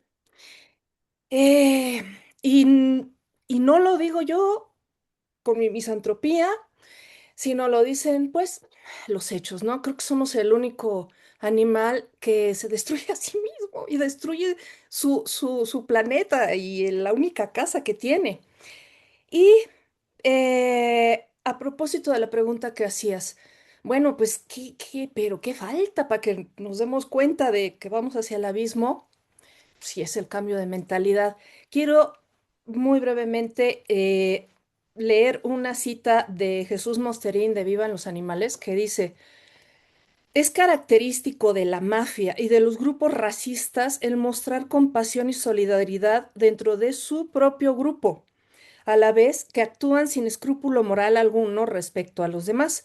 Algo parecido ocurre con las morales estrechamente humanistas, que combinan la exigencia del máximo respeto hacia nuestros congéneres con el más absoluto desprecio por los intereses de los demás seres vivos, ¿no? Entonces, ¿qué falta? Que entendamos, que cambiemos la mentalidad, que queramos, como especie, por supuesto, que de veras estemos, alguien decía, la próxima guerra mundial, pues la vamos a, mm, a librar con palitos y con piedritas, porque pues, ah, esa ansiedad ecológica, esa que además creo que en nosotras y nosotros se suma esa ansiedad por los demás animales, por los animales de las otras especies que no tienen la culpa. Mm, creo que el darnos cuenta, si no es demasiado tarde, es lo único que puede revertir estas tendencias. Ahora, las tendencias de ultraderecha, pues la hacen mucho, mucho más difícil, ¿no? Nos la ponen mucho más difícil a toda la humanidad. Gracias, Mayagüel. Emilio, ¿quieres comentar, por favor, algo sobre esto? Claro, Paco, muchas gracias. Eh, bueno, yo creo que en el sentido de la visión hacia futuro, eh, me identifico más con Mayagüel, ¿no? En el Yo sentido de que también. no me considero una persona optimista, tampoco pesimista, me considero realista, ¿no? Creo que mi intención cuando presento datos tan terribles de la crisis civilizatoria, no apuntan hacia un catastrofismo desde la academia, a decir que si no actuamos ahora nos vamos a morir mañana. Creo que ese catastrofismo, ¿no? Que si no actuamos ahora nos vamos a morir mañana, nos puede llevar a actuar justamente sin el paso previo necesario de cuidado, que es pensar, ¿no? Cuidar viene de coidar, que viene de cogitare, que es pensar, ¿no? Entonces siento que sí, que puede ser un delicado, pues, porque nos lleva a la desesperación, nos lleva a esta angustia que hablaba Mayagüel. Me gusta pensar la angustia en un sentido como que lo planteaba Kierkegaard, ¿no? Que puede ser un motivo de cambio, pero creo que también, como decía Zizek, no hay que tener cuidado con ese llamado a actuar, ¿no? Porque, como decía al principio, ese accionar sin el paso previo reflexivo profundo nos lleva a reaccionar. Creo que uno de los obstáculos, son varios obstáculos para cuidar la vida, por supuesto, ¿no? Sobre todo si partimos que el capitalismo es un síntoma de una crisis existencial del ser humano que tiene que ver con esta postura antropocéntrica, ¿no? Yo considero que el posthumanismo es necesario para cuestionar al humanismo, como decía José Martí, ¿no? El autor intelectual de la Revolución Cubana y ahora en el centenario de Fidel, pues que hay que tener cuidado con el culto ciego al ser humano, ¿no? Y eso lo venía diciendo desde el siglo XIX. Pero también creo que, y por eso en ese sentido creo que en el realismo, que creo que me caracteriza, lo posible, más allá de lo deseable, es un antropocentrismo moderado, ¿no? En donde seamos conscientes de la necesidad de no abusar, sino de aprender a usar lo existente, ¿no? Porque es contradictorio, la reproducción social requiere, ¿no? de este consumo, este uso de lo existente. Ahora, creo que dentro de los obstáculos habría que resaltar al localismo, sí, a estas posturas de que la pequeña comunidad tipo Back to the Land de los hippies de los 60 en Estados Unidos, de volver a la tierra, pequeñas comunidades autónomas, armónicas, que hacen arte y siembran comida ecológica, orgánica. Ojo, ¿no? Porque los localismos tienen un límite importante frente a la necesidad de estados, ¿no? De estados-nación, con todas sus contradicciones, que también habría que replantear la figura del Estado, pero sigue siendo importante. Pero hay que tener cuidado con los localismos de entrada. Yo diría los localismos. Por supuesto, si hablo de la necesidad de que cuidar la vida nos exige pensar la vida, por supuesto, el primer obstáculo que identificaría sería la irreflexividad del pensamiento. No un pensamiento no autónomo, basado en creencias, en mitos, en pensamiento mágico, místico,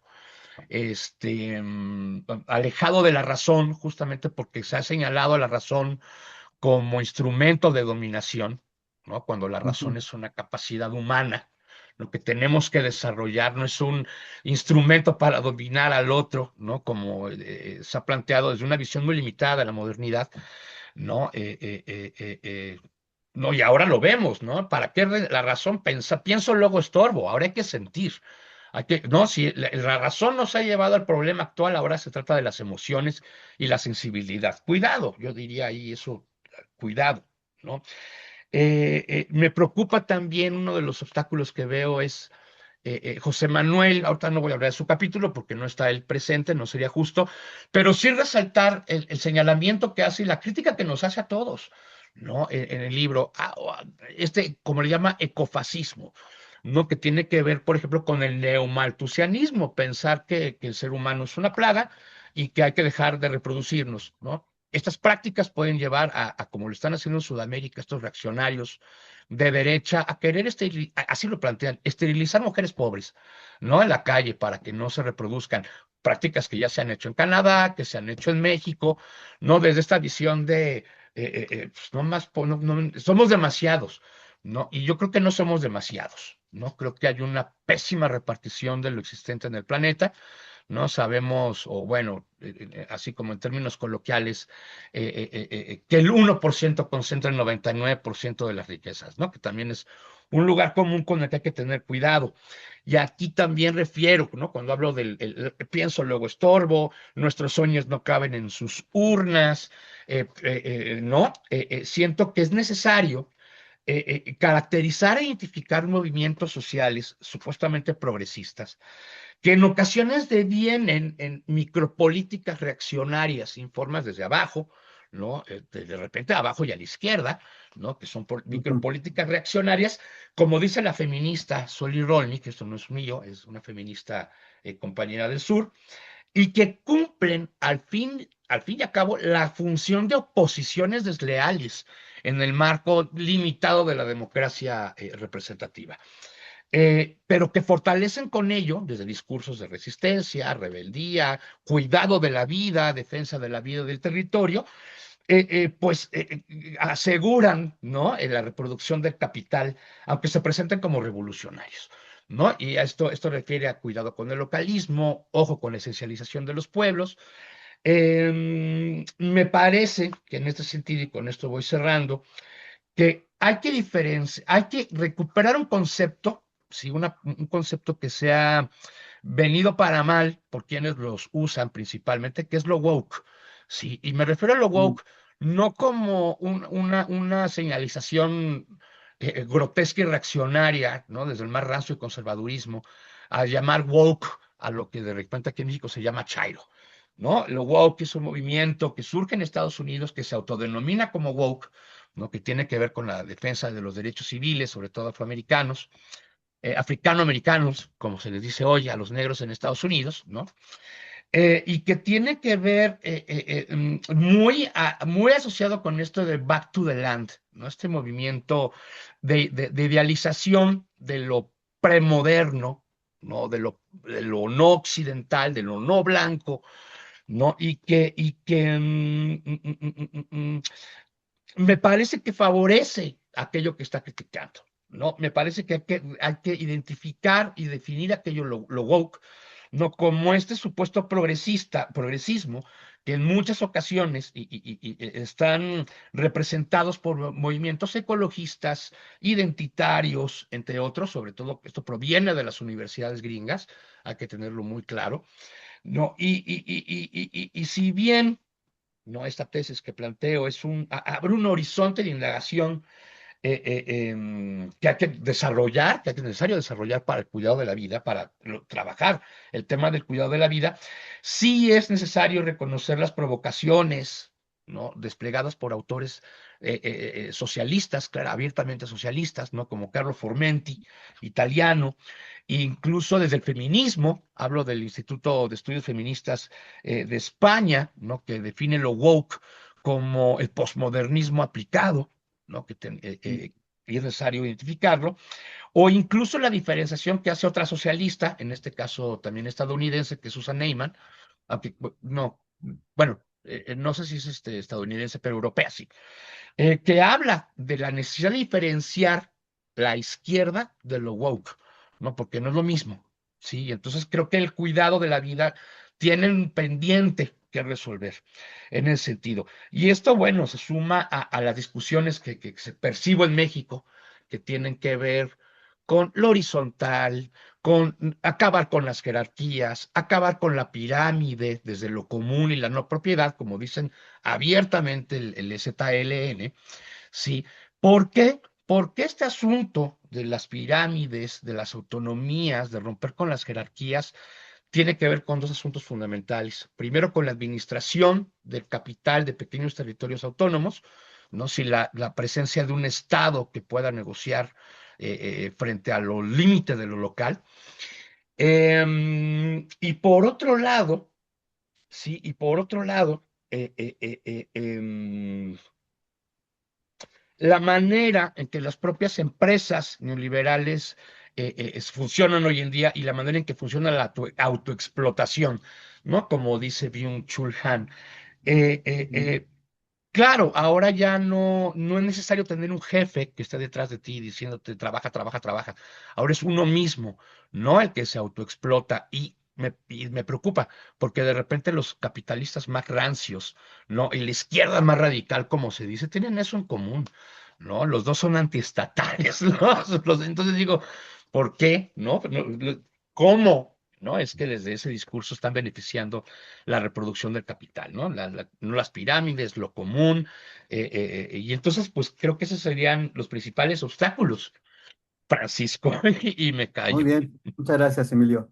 Bueno, estamos por terminar la sesión, nos quedan pocos minutos.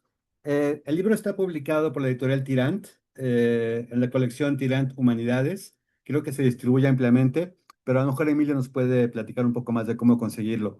Para cerrar esta parte de la presentación del libro e invitar al público a que participe, quiero pedirles a ustedes que nos den un último, digamos, comentario, algo que quieran decir, ¿no? Que se mueran por decirnos y que nos invite a buscar el libro. Entonces cerramos brevemente, si les parece, y abrimos el micrófono a los asistentes a la sesión de hoy. Empezamos contigo, Mayagüel. Justo estaba viendo cuál va a ser mi cierre. Bueno, si Quizá quieres, le pasamos la palabra a... Bueno, ya estás aquí. Adelante, adelante.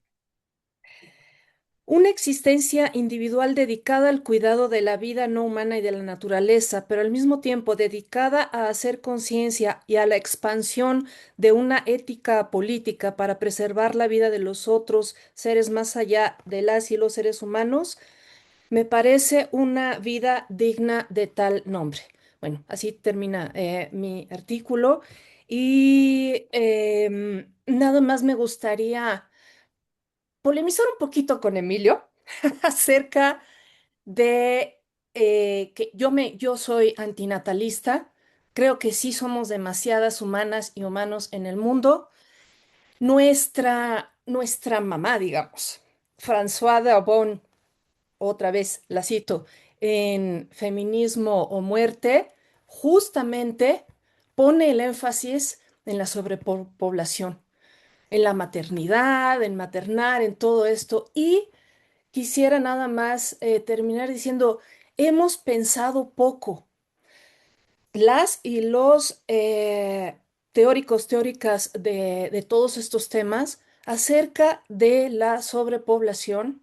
No esterilizar mujeres en condición de pobreza o no, ese tipo de cosas, por supuesto, rayando en lo fascista, en lo inhumano, no, pero sí en que la natalidad ha sido también una imposición patriarcal. Imponernos a las mujeres la natalidad ha sido un instrumento más del patriarcado. Entonces, pensar cómo a lo mejor no extinguirnos mañana, pero sí ir bajando el número de seres humanos. Todos sabemos los números de la biomasa existentes, seres humanos, animales mal llamados de granja y allá a poquito animales silvestres. Entonces, híjole, pensar mucho más teóricamente en la cuestión de la sobrepoblación o desde otro punto de vista de la natalidad y el cuerpo de las mujeres, creo que también sería un buen paso para acercarnos más y profundizar en estos temas. Muy bien, estupendo, muy bien. Rosy, por favor.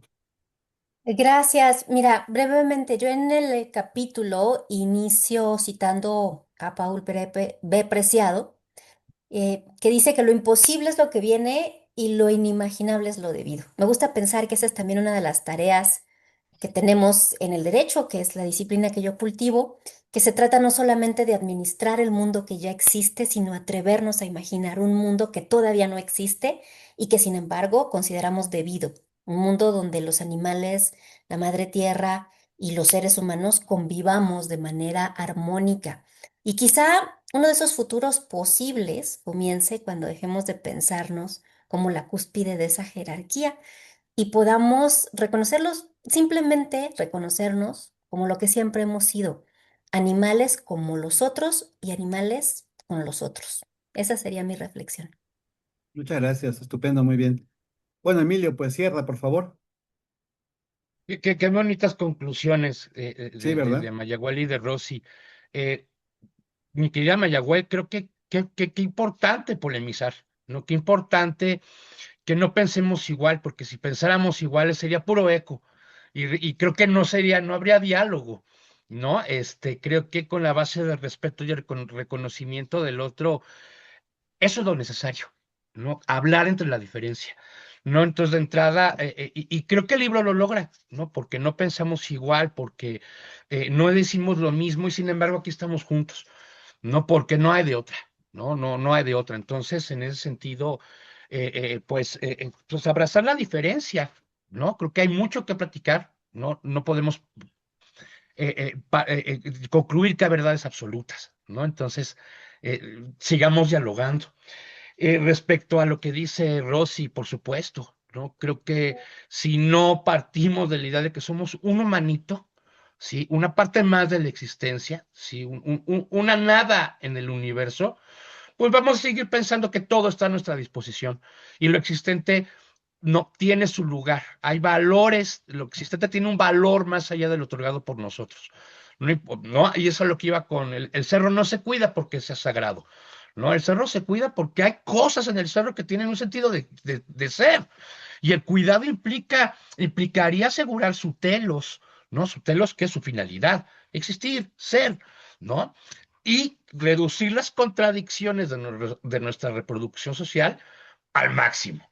Y con lo que decía Mayagüel, digo, perdón, Rosy, por supuesto, ¿no? Creo que hace falta pensar lo impensable. Yo creo que aquí Alejandro Herrera seguro diría algo, ¿no? Imaginar lo inimaginable. Y en ese sentido, la práctica filosófica, el hacer filosofía con el otro, el construir el conocimiento del mundo a partir de preguntas es fundamental.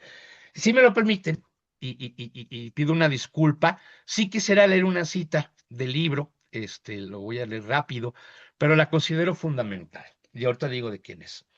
Dice, una importante especie biológica es profundamente humanista, voy a empezar por ahí, pero también eran otros tiempos, ¿no? Y creo que no se vale juzgar el pasado con valores del presente. Pero bueno, una importante especie biológica está en riesgo de desaparecer por la rápida y progresiva liquidación de sus condiciones naturales de vida, el hombre. Ahora tomamos conciencia de este problema cuando casi es tarde para impedirlo. Es necesario señalar que las sociedades de consumo son las responsables fundamentales de la atroz destrucción del medio ambiente.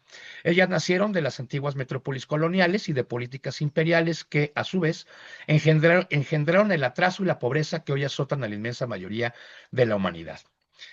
En fin, hemos envenenado los mares y ríos, contaminado el aire, debilitado y perforado la capa de ozono, saturado la atmósfera de gases que alteran las condiciones climáticas, con efectos catastróficos que ya empezamos a padecer. Los bosques desaparecen, los desiertos se extienden, miles de millones de toneladas de tierra fértil van a parar cada año al mar. Numerosas especies se extinguen. La presión poblacional y la pobreza conducen a esfuerzos desesperados para sobrevivir aún a costa de la naturaleza. No es posible culpar de esto a los países del tercer mundo, colonias de ayer, naciones explotadas y saqueadas hoy por un orden económico mundial injusto. ¿Qué quiere decir esto? La culpa no es de todos, ni es igual para todos, y eso tenemos que tenerlo clarísimo, ¿sí? La solución no puede ser impedir el desarrollo a los que más lo necesitan. Lo real es que todo lo que contribuya hoy a su desarrollo y la pobreza, constituye una violación flagrante de la ecología.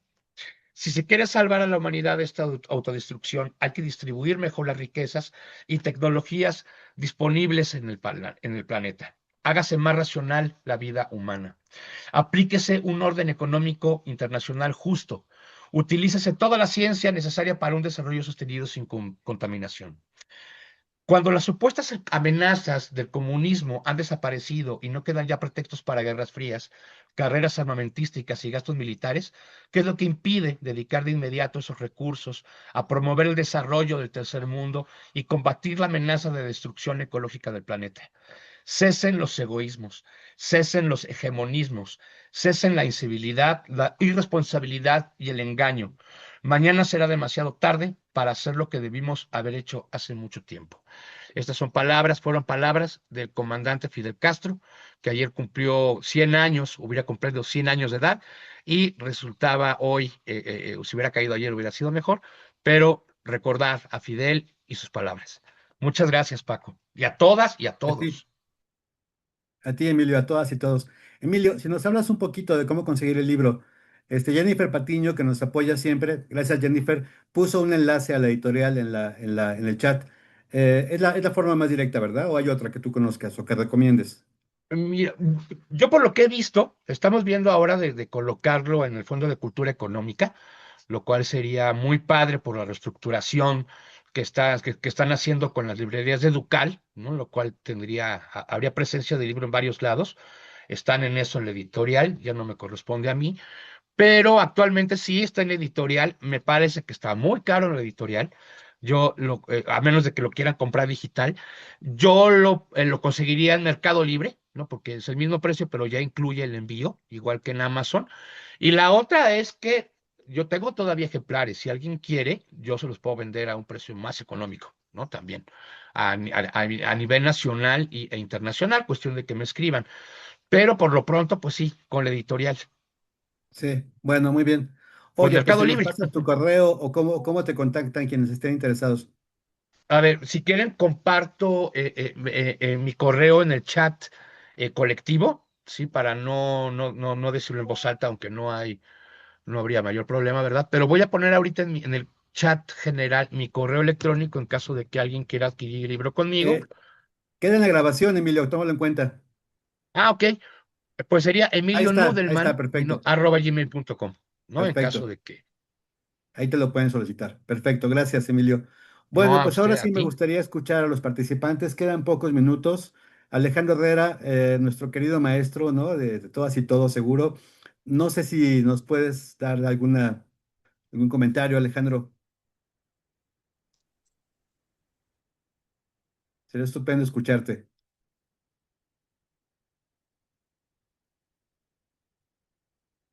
Ay, no sé si sigue Alejandro. Sí, aquí está, su micrófono está Ya apagado. estoy, Ah, ya. Eh, gracias, Alejandro. voy a Pues interrumpir un poquito, adelante, por favor. voy a interrumpir antes. Bueno, Francisco, en el chat hay preguntas, comentarios, también para que lo consideres, por favor. Sí, sí lo tomo en cuenta, pero prefiero que Gracias. escuchemos a quienes están presentes, si Sí, te parece bien, está porque bien, queda poco tiempo. adelante.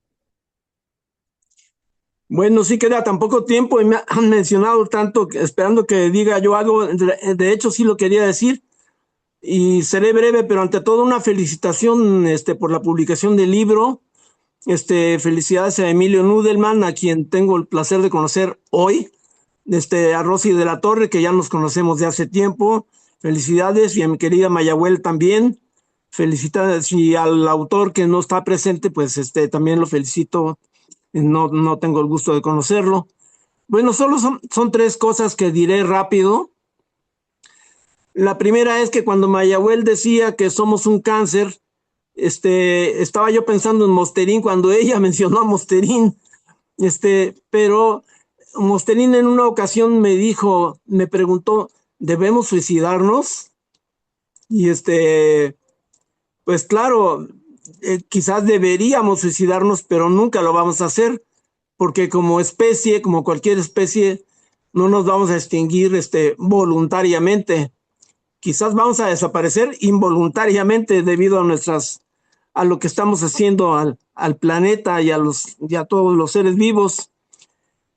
También cuando Mayahuel mencionó que ser vegano es una manera de ser en el mundo, pues no puedo estar más de acuerdo. Y eso me trae a la mente algo que ya he comentado en otras ocasiones, que no es una religión el veganismo. En un gag que Derbez hizo en televisión, en aquel programa de la familia Peluche, entra un inspector a hacer un interrogatorio a la casa de la familia Peluche, y entonces el interrogatorio dice, bueno, ¿qué edad tiene usted? Es un montón de datos que les va tomando, y uno de los datos es, ¿es usted vegano? Y contesta Derbez, no, yo soy católico.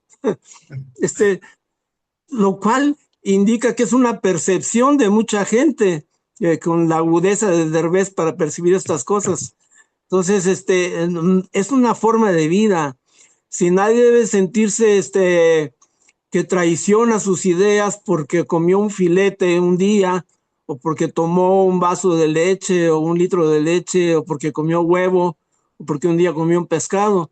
Lo importante es, y lo dice Singer recientemente, ahora que cumplió 80 años, es que estés consciente de que estás contribuyendo a la disminución del sufrimiento en el mundo.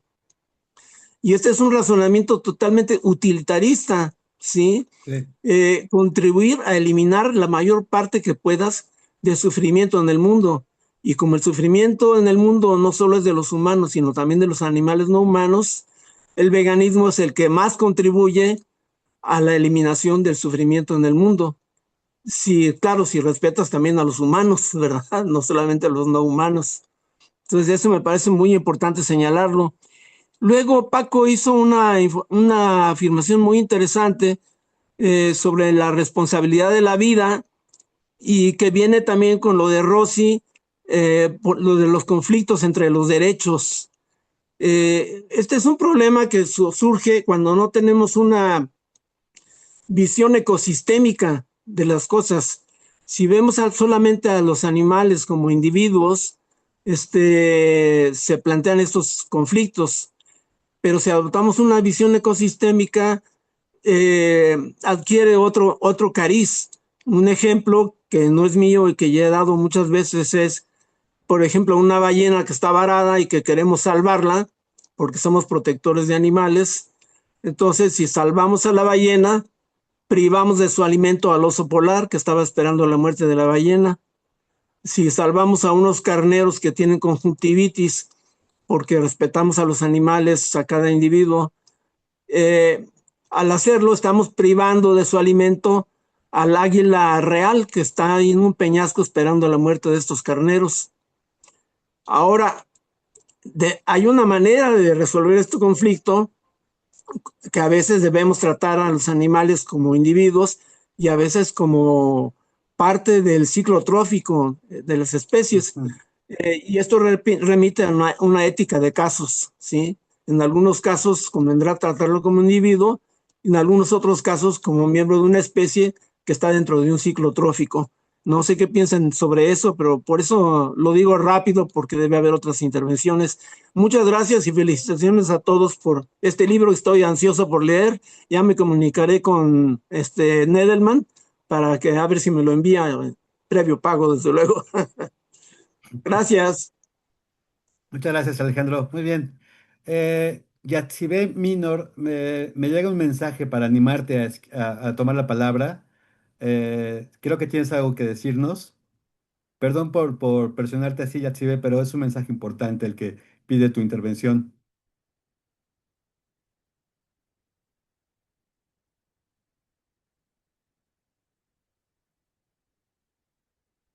Me parece que no nos escucha, Yatsibe Minor.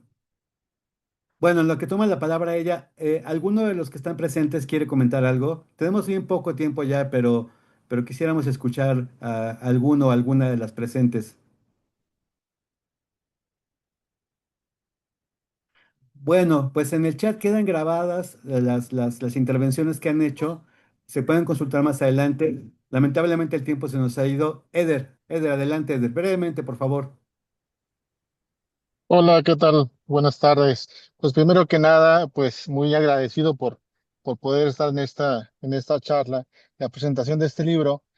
Y bueno, yo quisiera hablar un poco acerca de lo que usted, doctor, había preguntado acerca de la colisión de derechos que pudiera existir entre eh, pues uno de los demás animales con respecto de la ingesta de alguna planta o algo por el estilo.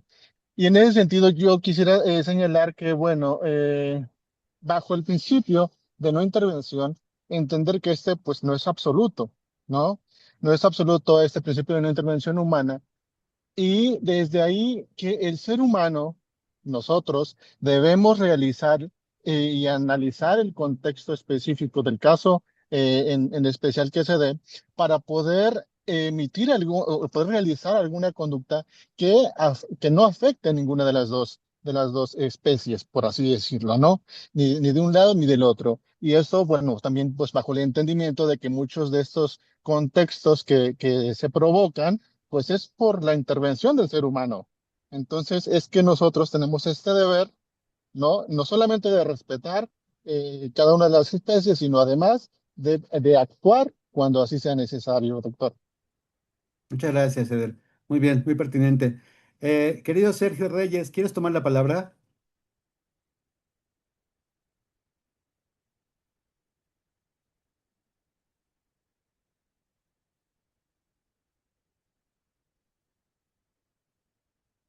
Bueno, ¿alguien más que tenga algún comentario o pregunta que hacer? Sergio, adelante, Sergio. Y ahí está Hatshepsut. ¿Ahí me escuchan? Muy bien, adelante, sí, escuchamos bien. Disculpen, no me deja, aunque salí, volví a entrar, no me deja activar la cámara. Pero bueno, brevemente celebrar este tipo de espacios, celebrar poder escucharles a todas y a todas estas ideas que son importantísimas, pese a que estamos siempre con la guerra de moda, con la batalla ideológica de moda, etcétera. Estas ideas que son, pues tan antropológicamente importantes y que no hay que soltar el dedo del renglón, celebrar que haya una nueva publicación. Nos encantará revisarla a detalle y felicidades y gracias por seguir en estos espacios. Un abrazo. Un abrazo, Sergio. Qué gusto escucharte. ¿Alguien más tiene alguna intervención? Yatsibe, todavía tenemos tiempo. Si tienes oportunidad de tomar la palabra, nos gustaría Sí, escucharte. muchas gracias. ¿Se escucha bien? Muy Ahí bien, está. sí, adelante. No, pues primero quiero felicitar, ¿no? A Emilio, a todos los participantes en el texto. Creo que es muy necesario hablar de este tema, ¿no? Y sobre todo en nuestro país.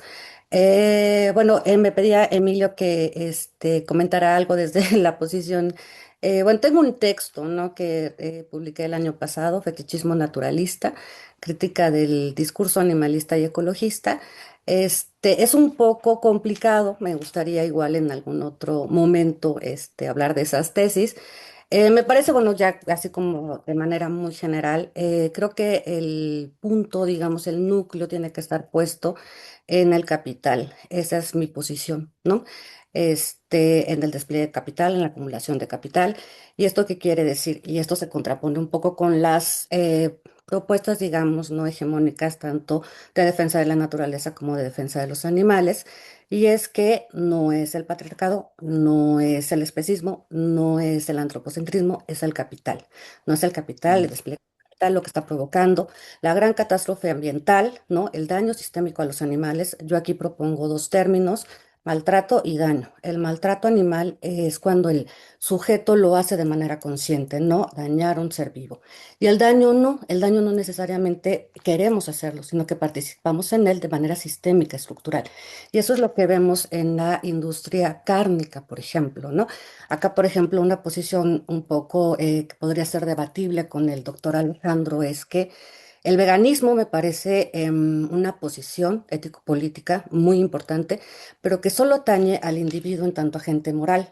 Si nosotros vemos las cifras de animales sacrificados a nivel mundial, estas las podemos encontrar en la FAO, nos vamos a dar cuenta que no ha disminuido ni un ápice el número de animales asesinados, ¿no? Para Aumentado. Ha aumentado muchísimo. ¿Qué quiere decir? Que no ha sido suficiente. ¿Y por qué? Porque está dentro de la lógica, dentro de una totalidad, y ese es el capital. Y ahí es donde tenemos que ubicar, ¿no? En la defensa de los animales, la defensa de la naturaleza y al hombre mismo, ¿no? Porque estamos poniendo en riesgo también hasta nuestra propia vida, ¿no? Entonces, digamos que sí, es como algunas tesis un poco que causan un poco de debate, pero creo que son necesarias. Y bueno, le agradezco muchísimo al doctor Emilio, ¿no? Esta oportunidad. Y también a Vic que hace un gran esfuerzo con el seminario y que ya lleva un buen rato y creo que siempre es así un gusto, ¿no? Estar aquí con él y con los que participan en cada una de las sesiones. Muchas gracias. Gracias a Muy ti. buen Pues mira, mensaje, ¿no? aprovechamos para invitarte a una sesión en la que nos hables de tu libro. Uy, yo encantada, fascinada. Bueno, Sí. hay forma de contactarte a través de Emilio, ¿verdad? Y también de Vic, Ah, de ambos. perfecto. Bueno, Víctor, Si Muy bien, puede Emilio participar en la presentación, que nos acompañe, estaría buenísimo, hacer aquí un gran debate, ¿no? Sobre mis tesis. Qué miedo, pero perfecto. es necesario el diálogo. Muchas gracias. Pues lo haremos, sí, sí lo haremos. Muchas gracias. Bueno, pues estamos cerrando ahora sí esta sesión del seminario. Muchísimas gracias a todas y todos. Víctor me parece que va a presentarnos en la pantalla la constancia que les haremos llegar más adelante. Víctor, no sé si la tienes lista. Sí, estoy listo. A ver, me Simplemente para gustaría. formalizar el cierre. Claro, claro. Sí, solo me gustaría, Paco, hay una pregunta, me parece muy interesante del doctor Vicente. Ah, Doctor adelante, Víctor. Se me fue. Vicente, eh, eh, ¿está por ahí, doctor Vicente? Sí, sí, hola Víctor, ¿qué tal? Sí, adelante, Vicente, porque me parece muy pertinente la pregunta que haces para cerrar estas ideas del Mm, libro y pues sí, adelante, por favor. pues bueno, ya que me das la oportunidad, pues por supuesto quisiera agradecer a los intervinientes pues la interesantísima propuesta que han hecho porque se han tocado muchos asuntos de urgente interés y que además suscitan debate, ¿no? Yo creo que un poco lo que yo puse ahí pues va también en relación con lo que acaba de mencionar el de Archive, ¿no? Sí, un tono también un poco provocador, vengo a decir, ahí está en el chat, no es un triunfo de la ideología del capitalismo que nos autoinculpemos como especie y dejemos de dirigir el análisis hacia un sistema y unas clases históricamente determinadas que tienen la explotación de la vida y la naturaleza como con división del trabajo articulado en centro y periferia como su principio fundamental. Y eso es igualmente, ¿no? Yo creo que el horizonte debe ser anticapitalista y bajo ese marco complejo, obviamente complejo, esto no es una ingenuidad analítica, ni mucho menos, bajo ese marco complejo poder entender otro tipo de luchas parciales, pero que engranan y se encadenan, ¿no? Como cadenas de equivalencia, por lo que yo creo que también ese es el problema fundamental, el capital en sus distintas fases históricas, por supuesto, ¿no? Que es multitud, ¿no? Yo recuerdo un texto muy bonito de Nancy Fraser que venía a decir un poco eso. Nosotros como investigadores sociales sentimos una enorme ansiedad frente a la cantidad de problemas y cada uno con derivas cada vez más catastróficas, ¿no? Luchas queer, feminismos radicales, o antiespecismo, veganismos, antropocentrismo débil, yo qué sé, industria minera extractiva, multitud, ¿no? De asuntos, pero que quizás bajo una perspectiva anticapitalista nos dé una cierta, incluso tranquilidad existencial como investigadores, pero además también la posibilidad de generar un frente común y recuperar una visión sistémica, estructural y diacrónica, por supuesto, ¿no? Frente a esta, que yo creo que el profesor Emilio decía, frente a una deriva compleja en que la izquierda se fragmenta de forma cada vez más virulenta, más imprecisa, más confusa, y posiciones aparentemente progresistas parece que son funcionales a una posmodernidad de derecha o algo así, ¿no? Yo creo que sí, ¿no? Obviamente sin caer en ingenuidades, el problema sigue siendo, y esto me refiero, no es una ingenuidad ni una versión simplificada de las cosas, ¿no? Sigue siendo quizás del siglo XV, o quizás del siglo XVIII, es un debate, sigue siendo el capitalismo en sus distintas formas devoradoras, extractivas, canallas, o como quisiéramos decir. Y ahí obviamente sí hay que articular luchas de muy diverso tipo, ¿no? Estoy totalmente de acuerdo con Yachire que obviamente la propuesta vegana es una importancia ético-política fundamental, pero que quizás desde mi punto de vista desenfoca un poco el tiro si no tiene otra vez el principio materialista del capital como principal perspectiva desde mi punto de vista, ¿no? Y un poco lo que venía a decir, ¿no? Podemos pensar, ¿no? Si esa visión un poco telúrica y pesimista de inculpar a la especie humana como tal no es nuevamente otra vez un tipo de ideología, no directamente, pero en el fondo producida por la ideología del capital, ¿no? Eso es lo que venía un poco a decir. Gracias, Víctor, Muchas gracias. Muchas Bueno, ok, gracias. ahora sí, Paco, perdón que te haya interrumpido. Paso No, a bien. la parte final. Espero se vea mi pantalla por ahí. Paco, Aquí ¿me está. confirmas? Sí, se ve muy bien, Víctor.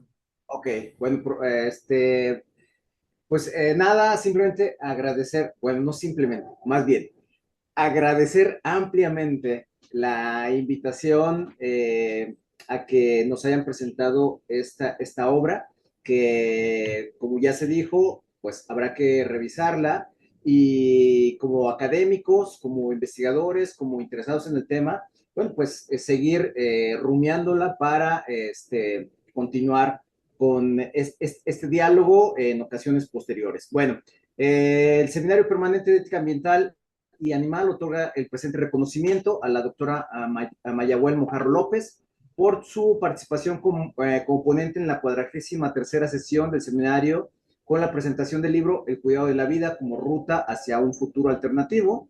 Fecha de hoy, Aguascalientes, 14 de agosto de 2026. Ya saben que la Universidad Autónoma es digamos, la sede. No obstante, pues tenemos una colaboración interinstitucional por parte de Grupo GIDA, el Movimiento Ambiental, la Universidad de Zacatecas, Autónoma de Zacatecas, y también la Universidad de Michoacán de San Nicolás de Hidalgo, y por eso firmamos ahí estas constancias, yo en representación de la Universidad Autónoma de Aguascalientes, la doctora Rosa María de la Torre como representante del Grupo de Investigación Derecho Animal, la doctora Marta Cristina, que tuvo que retirarse como representante de la Universidad de Michoacán de San Nicolás de Hidalgo, el doctor Francisco Serrano, como representante de la Universidad Autónoma de Zacatecas, y la maestra Lupita Castorena como representante de Movimiento Ambiental.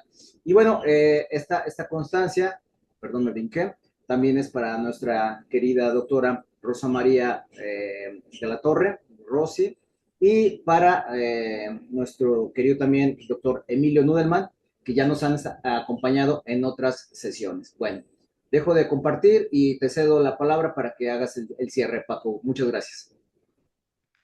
Gracias, Víctor. Bueno, pues agradecerles, ¿no? Muy enfáticamente, con mucho aprecio a Mayagüel, a Rosy y a Emilio por esta estupenda sesión del seminario. Muchísimas gracias a ustedes. La siguiente sesión será en un mes, en 4 semanas. Víctor, no sé si ya tienes el dato de la siguiente sesión. Sí, claro, Si nos claro. invitas de una vez. Sí, muchas gracias, Paco. Sí, vamos a tener al doctor Cuauhtémoc Mayorga, que es Estupendo. investigador en la Universidad de Guadalajara. Sí, para el mes de octubre todavía tenemos por ahí alguna sorpresa, pero en el mes de noviembre tenemos a Aime Tapia de la Universidad de Colima y ya empezamos con la calendarización 2027 y pues vienen sorpresas interesantes para el seminario, ¿sí? Vamos a tener Seguro. al doctor Noguera, Ricardo Noguera en enero. Febrero vamos a tener a la doctora Dora Elvira, que también estaba aquí presente, se tuvo que retirar. En marzo vamos a tener al doctor David, se me fue el apellido, de Sevilla, y estamos haciendo el trámite para que nos acompañe el doctor Buenaventura de Santos para el mes de abril, marzo o abril. Muy bien. Pues la Es, cita es el segundo viernes de cada mes, de 12 a 14 horas, por este mismo canal de Zoom, ¿verdad? En esta sala de Zoom. es Muy bien, correcto. pues aquí cerramos la sesión. Un saludo muy afectuoso, muy cordial a cada una y cada uno de ustedes y estamos en comunicación. Por acá nos vemos. Muchísimas gracias. Hasta pronto. Paco, solo si me permites agradecer muchísimo a Víctor, a ti, al seminario. Simplemente no Nada, quería al que contrario, Emilio, ese es tu sin espacio. agradecerles muchísimo a Víctor, a ti y a todo el equipo del seminario. Muchísimas felicidades por este trabajo que hacen. Muchas Gracias. gracias. Gracias. Gracias, hasta pronto.